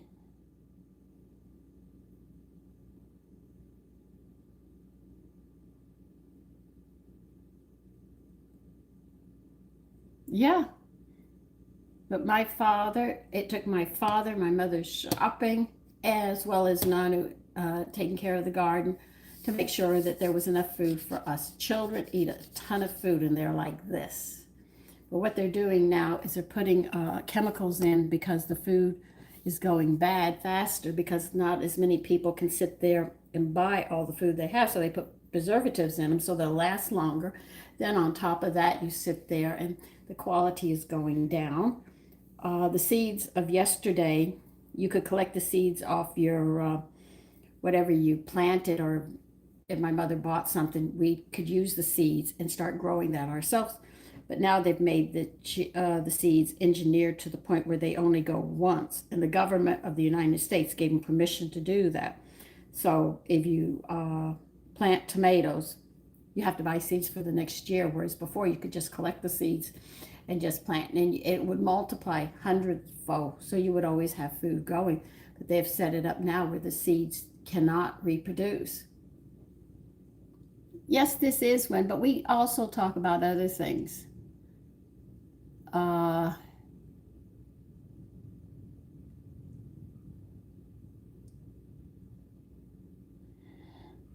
Thanks, PG. You're right, Pretty Cat. Yeah, they're more concerned. I'm not concerned about that. My phone, they want me to get a new phone, a Samsung phone, and I'm not. If this phone works, I'm going to continue using that phone until it croaks, and then I'll do that. Andrew.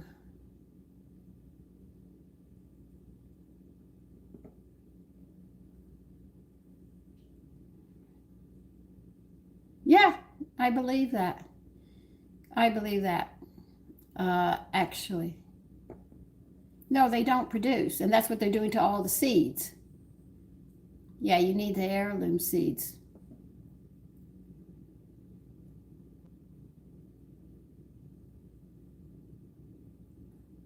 They did not have that at my time, and I did have a savings.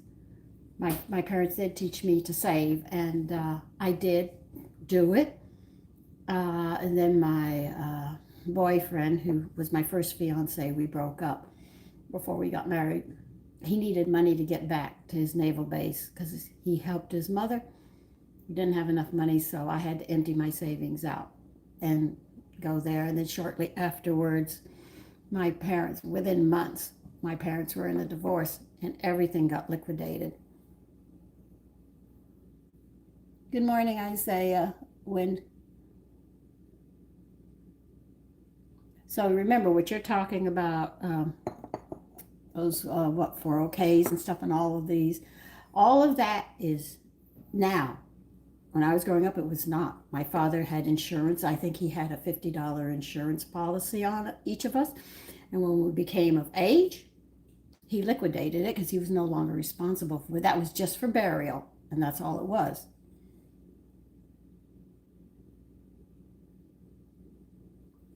I gave my money to my first fiance because he had to get back to the naval base. And because he was, let's see, standby was $30, but they didn't have any standbys, and he had to get back in a hurry because he was running late. And if you're late, you're AO'd, absent without leave, AOL, A, yeah, AOL. You could go to the brig. The brig was the prison. So he had to sit there and hustle. So I was the one with the money, and that was it.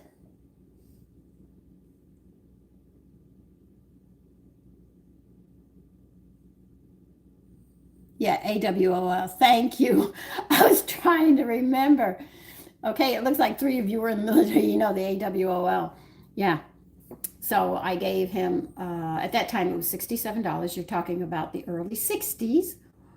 Uh, well, I'd say the mid 60s because shortly away to me, a little past the mid 60s. But we never got married. We broke up.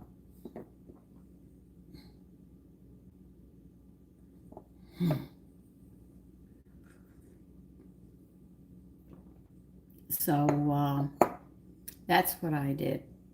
And I was broke. I didn't have any money. And then when I did get money, my brother wanted it. So I went. I told you I went through my makeup period. I took all the money I had made and I went and bought makeup. I went out to eat. I spent it on everything. And then when he asked me, I said, I don't have any. He said, you have money. I said, no, I don't. You look at my wallet. I don't have any money. I spent every penny.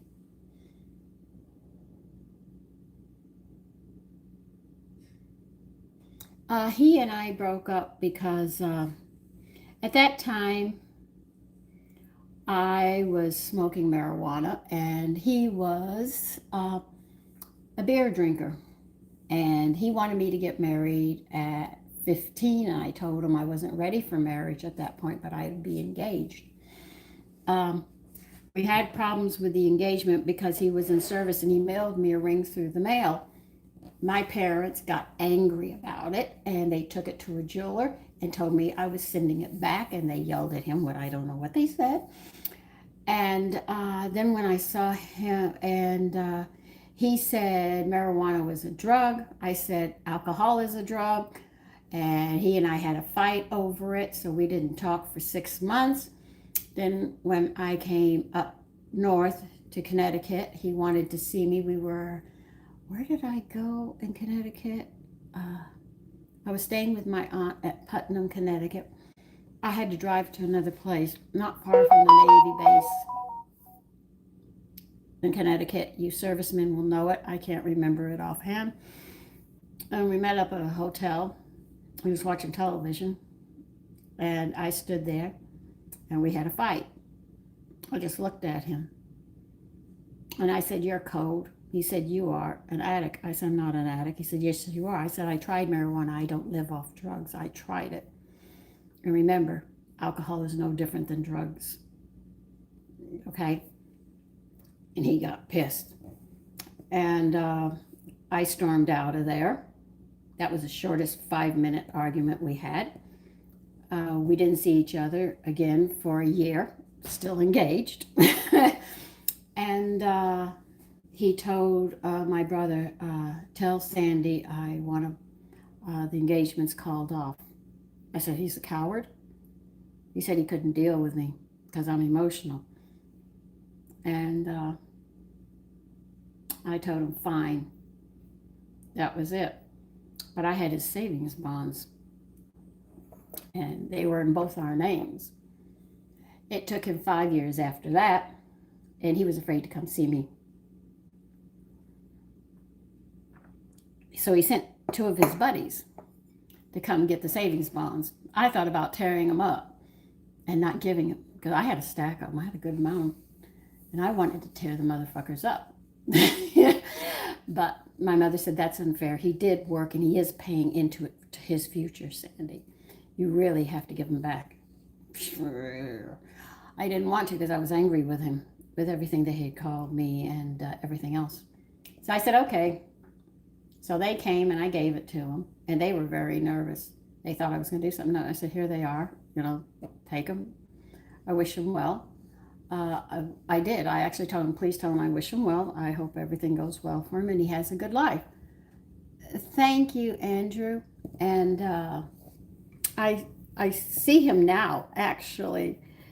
He doesn't know that I'm aware of him, but I found out that when he was engaged with me, he had already got another woman pregnant. And by the time he and I had totally separated, he had 2 little girls by her, and he was married. So there was that problem between us. And he was in the Navy. He wasn't a Marine. He was in the Navy. He worked on subs. Now, I know his full name. I knew where he grew up in Pettis and stuff. But the funny thing is that my brother, after 50 years of not talking to me because my mother and I had it out and I never talked to her again, he sat there and, by the way, thank you, Casey. What happened was he called me, my brother called me, and he said, "How did my husband die?" And I told him point blank, "It's none of your business, and I'm not talking about it." And we had a short conversation, and it was pretty much hung up. But he said, "But can we be Facebook friends?" I said, "Sure, we can be Facebook friends." Of course, I have everything under lock and key. Some personal stuff is all under lock and key. The other stuff is public; people can see. And we had it out. We had 2-3 arguments on the phone with my older brother. And now that I'm a Facebook friend of his, my ex-fiance keeps coming through. He says, "You want to be friends with him?" He married a lady. He looks horrible for his age. I mean, he's 2 years older than me, and he looks like he belongs in the crypt, you know? And I'm saying, okay, whatever. But people that I grew up with, my older brother seems to be connected to. And through my older brother, I found out about my younger brother because I didn't speak to him either. When I left the family, I left them all. Grandparents, aunts, uncles, brothers, cousins, I left the whole group. And so now I know about my younger brother. I know about my older brother. And I know I know how my mother and my father died. I laughed with my father. With my mother, I was talking, medically they would have had to wrap. He said well, he cursed and said she's dead. Do you hear me? I said, well, don't get so emotional over it. But then people that I grew up with, because James was my older brother, James is Facebook friends with them. They keep on coming up through the thing where they say friends, somebody you'd be friends with, or would you like to be friends with this person? And their names come up, and I said, well, at least they're still alive. But these are people I actually grew up with. I haven't seen in 50 years. And when I saw them, I said, oh my God, you all belong in the crypt. I shouldn't say that, but that's how I felt.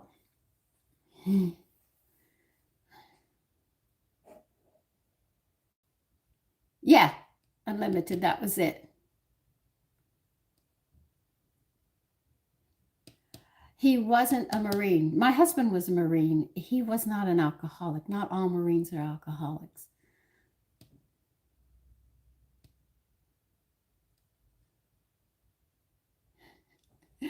Well, I always feel that when a man comes back, if his lady, I'm not going to say a woman, a lady, because you have classifications of women's.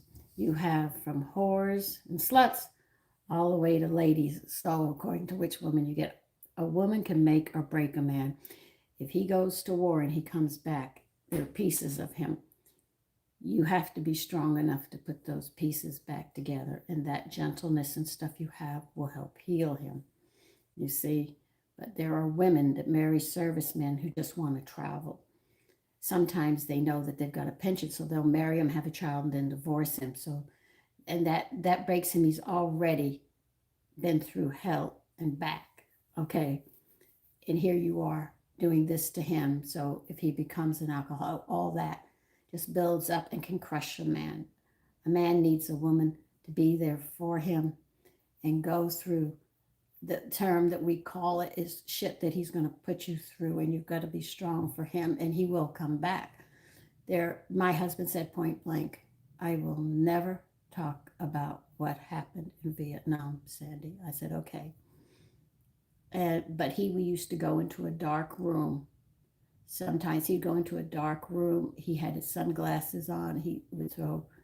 There was no light in the room. It was pitch black. And I used to sit there and say, are you all right?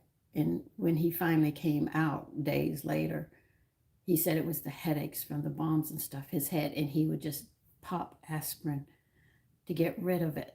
And finally, in time, it died down, but I had to go through it. But the one thing was is I always wanted to go see the 4th of July fireworks. That was the most stupidest thing I ever did. I've done a lot of stupid stuff. I consider that the top because I got sick from it. So he said, Sandy, it's going to be bad. It's going but I'll do it for you. You know who sat in the dark room with all the aspirins? Me. I run. If somebody's going to sit there and do firecrackers, I run in the other direction. I know exactly why he'd want to go into a dark room down in the basement and hide. The headache I had, no aspirin could have taken that away for 3 days. I said, oh my God, my head really hurts. And I would be crying and cooking and my head just hurt and there was no place to go. He says, now you picture that, Sandy, after it was over. He said, picture that 100 times more than what you went through. And I lived that in a war zone. I said, oh my God. Then I got an inkling of what these men went through. So I have a lot of tea and sympathy for them. So if we went to the VA hospital, I made sure I took a list. Is there anything you want to eat? And I used to make things. One of the biggest things they always wanted was homemade bread and rolls. So I would make a whole lot and just take it to whatever floor Tony's brother was on, which was Richard. And I would bring them these things, or I'd bring fruit for them and stuff. And they said, can you bring a food? I said, I can't bring any liquor in here. You can have coffee, but you can't have any of this. I had to give them a list because the hospital wouldn't let me do it. And I would help as much as I could. I couldn't do a lot, but I did my part to help the vets at that time. And I know what they went through because I'll never forget that headache from the bombs. Oh.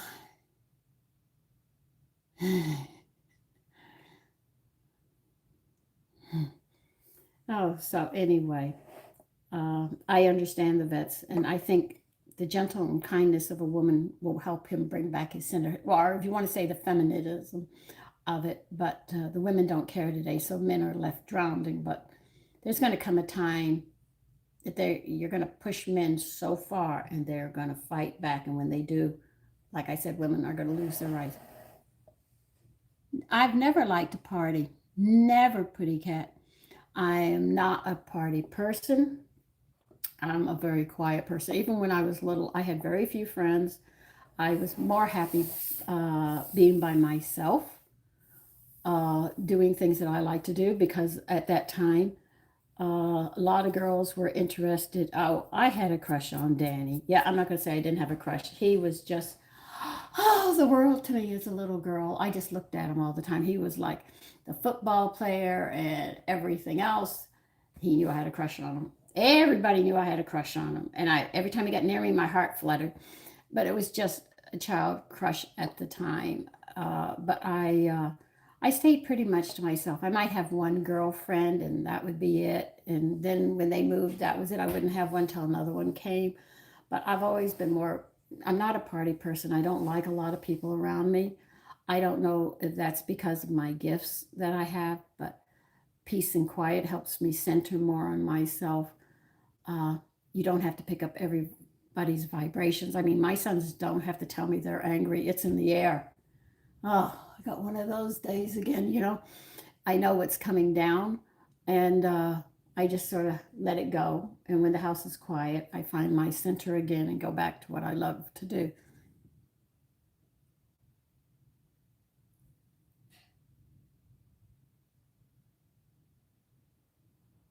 Yeah, the women aren't nice anymore. They aren't.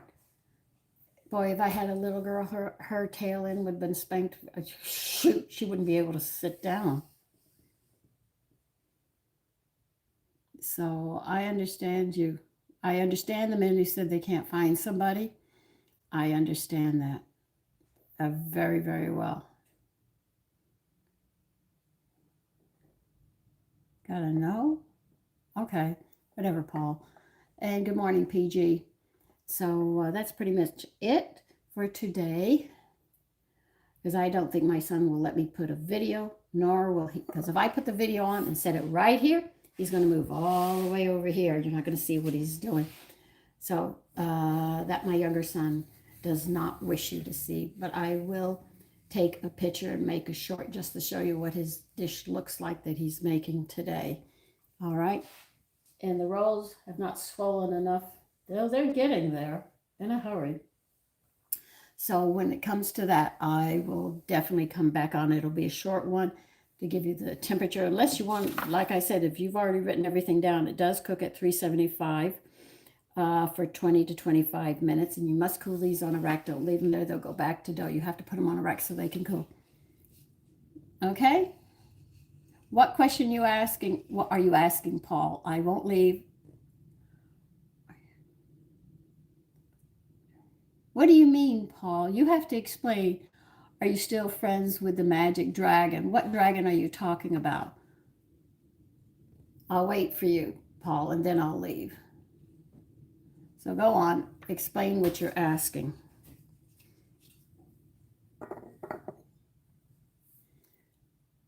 Gert? Oh, you're talking about drugs? I only tried marijuana and that was it. I don't even think I lasted months. Okay? I didn't like it. I didn't like the headaches. I didn't like the way I felt. Yeah, cannabis is what I smoked.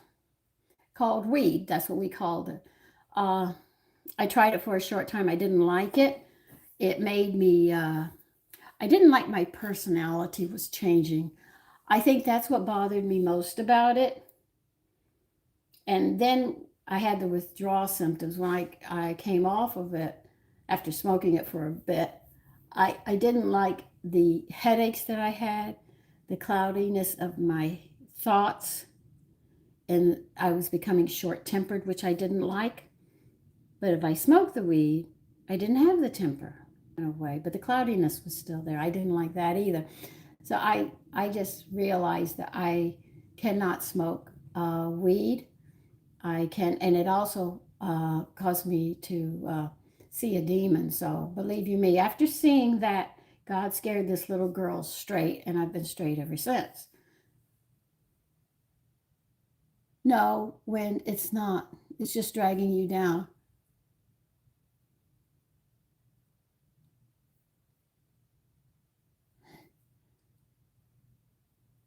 Yeah, it's not worth it. I, everybody has their vice. Mine was, I think mine was more of a rebellion because when my parents got a divorce, my mother told me that she wanted to switch places with me and that I was to finish raising my younger brother and be my father's wife, which it did not take. I did not like that, and I did not do that. My father was blaming me for the divorce. And he kept on telling me if I wasn't born, his life would not be the mess that it is today. So I had it coming and going because my older brother was in California in boot camp. He wasn't there during the divorce. I was getting the blunt of the divorce. And then I had my little brother on me. What are we going to do, Sandy and all?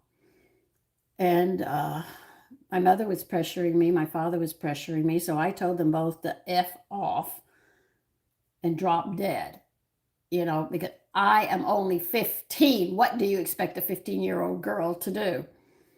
And it was a time, and I went into marijuana at that point. I tried drinking, but after 2 weeks of drinking and upchucking in the toilet and feeling miserable, that was out the door. I didn't like drinking. So I went into marijuana, just marijuana, nothing else. And one day I just quit. But during that time, my mother threw me out and my younger brother out and told my older brother he was responsible. My father got my older brother out of the service. James would hit me and be angry with me. He'd bring his girlfriends in and use my bed to do what you men do with your girlfriends. Left my bed a mess. It stank in my bedroom. I was angry about that. He was angry because there was never enough money. So I started working and going to school. My grades started falling. I was under a lot of pressure. So marijuana was like the only thing that kept me going during that time. And then one day I went to Blueberry Hill. It's the outskirts of Beeville, I think, or is it Victoria? I think it's Beeville. And I went with two friends. We were going to smoke a joint. It was two girls and two guys. And no, there was no sex or anything of that. We were just going to smoke at Blueberry Hill at this trailer. Well, the guy said, oh, shoot, I ran out of smokes, which were cigarettes. That's what they called them then. So he said, listen, he's going to go get it. Okay. Well, while we were sitting there smoking a joint, we knew there was nothing in the joint. It was just marijuana. But remember, I have second sight. Smoking and that do not go together. So what happened with me was we were all sitting at the table. There was a glass on the table, and there was an empty chair because there were 4 chairs, but the guy had gone to the store to get his cigarettes. While he was gone, the trailer door opened. Nobody. Everybody was sitting at this table. This guy and this girl were sitting at the table with me. There was one empty chair. And what happened next was what they saw and what I saw were two different things, okay? What they saw was the door blew open and they saw a glass move and a chair pull out, but they didn't see anybody. They only saw the chair move, the glass move, and the door open. What I saw was I saw the door open. I saw a demon. By the way, they're very large. Don't think they're tiny. They're extremely large. And he had his pitchfork, and they do walk with a pitchfork. And my mouth open and not a word came out of me. Okay, I wanted to run at that point, but my body did not respond to anything. It was stuck in that chair like my friends. And I could hear them say, oh, I guess the door just blew open. Well, we'll just leave it. Maybe, he'll just walk in. Besides, it's hot. We'll leave the door open. And he said, I'm going to be kind to you. I'm going to leave the pitchfork outside. I go, oh, shit. I'm saying this inside my head. Oh, shit, Sandy, you've really done it this time. He did. He left the pitchfork outside. He was very polite. And he walked on in. You can smell sulfur. I did not believe this, but you can really smell sulfur. He came and he pulled the chair out and he sat down. He took the glass because he wanted to reach across the table. So he moved the glass. Now remember, they saw the chair pull out, they saw the door open, and saw the glass move, but they didn't see anybody. I saw who was moving it and saw him move it. And he leaned over and he said, I've been waiting for you for a long time. I froze. I think my heart would have stopped at that point. All of a sudden, I could not move. Not 1 inch of my body could move. I felt the heat off of his breath. I could smell the sulfur. I felt it and smelled it. And then he disappeared. And then they're talking, did you see that glass moving? I got up from that chair. My legs finally responded. Thank God they responded. I ran to the bathroom. I locked myself into the bathroom. I pulled every prayer that I had ever learned. I swore to God, I will never get drunk. I will never, ever touch drugs again. I will never, Father, you have me. I'm going to latch onto you. Don't send me to hell. I did it all. I sat there and I gave every prayer. When I said I did it, I pulled every prayer out. And I even had other ones. And I've never looked back. I never looked back. And that's what changed me. So I don't drink. I don't get drunk. I don't take drugs. The doctor can't even get medication in me. He has to fight, and I won't even take it. So,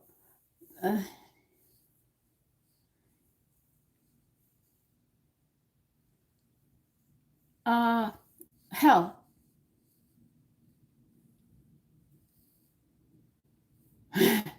So I've been straight since. Okay, I didn't, like I said, I tried maybe 3 weeks of drinking, but I got tired of chucking in the toilet and feeling so bad with the headaches. I tried marijuana a little longer than that, and that happened, and I never looked back. And I've been going that way ever since. Oh, you can make fun, General. Drenched? Yeah. So I know they exist. I've also seen angels, and they are very large. I can imagine the fight when Michael's going to throw the demons into hell. But I've seen them, and that's why I'm straight. And I don't party. I stay a very quiet life. I keep God very close to me, and that's why.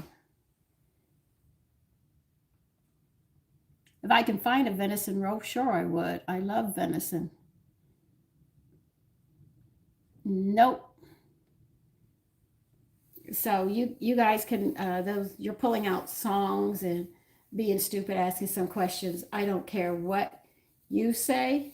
You do what you want with your life. You have that choice. This is the choice that we have as Americans and as an individual. But you don't have a right to take your opinions or the things that you do onto somebody else. That was my experience, and being psychic did not help the circumstance. Well, I have to say it helped me in the fact that I saw real reality. So having this gift that was given to me by God helped me and slapped me into reality. And I've never looked back. But that is one memory that is burnt in this brain that does not forget.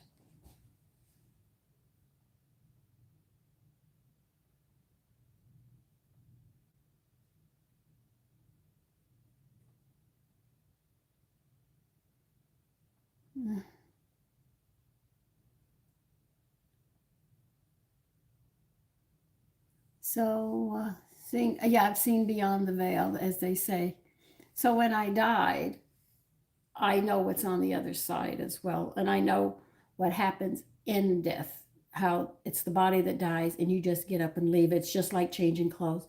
I asked people, they said, well, what's it like to die? I said, well, this is what it's like. When you go to take a shower, does it hurt to take your clothes off? He said, no. I said, that's exactly how it is to die.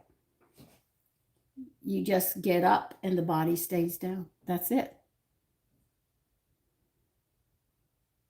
Yeah, they are, Andrew. Good morning, Unlimited PG. Uh,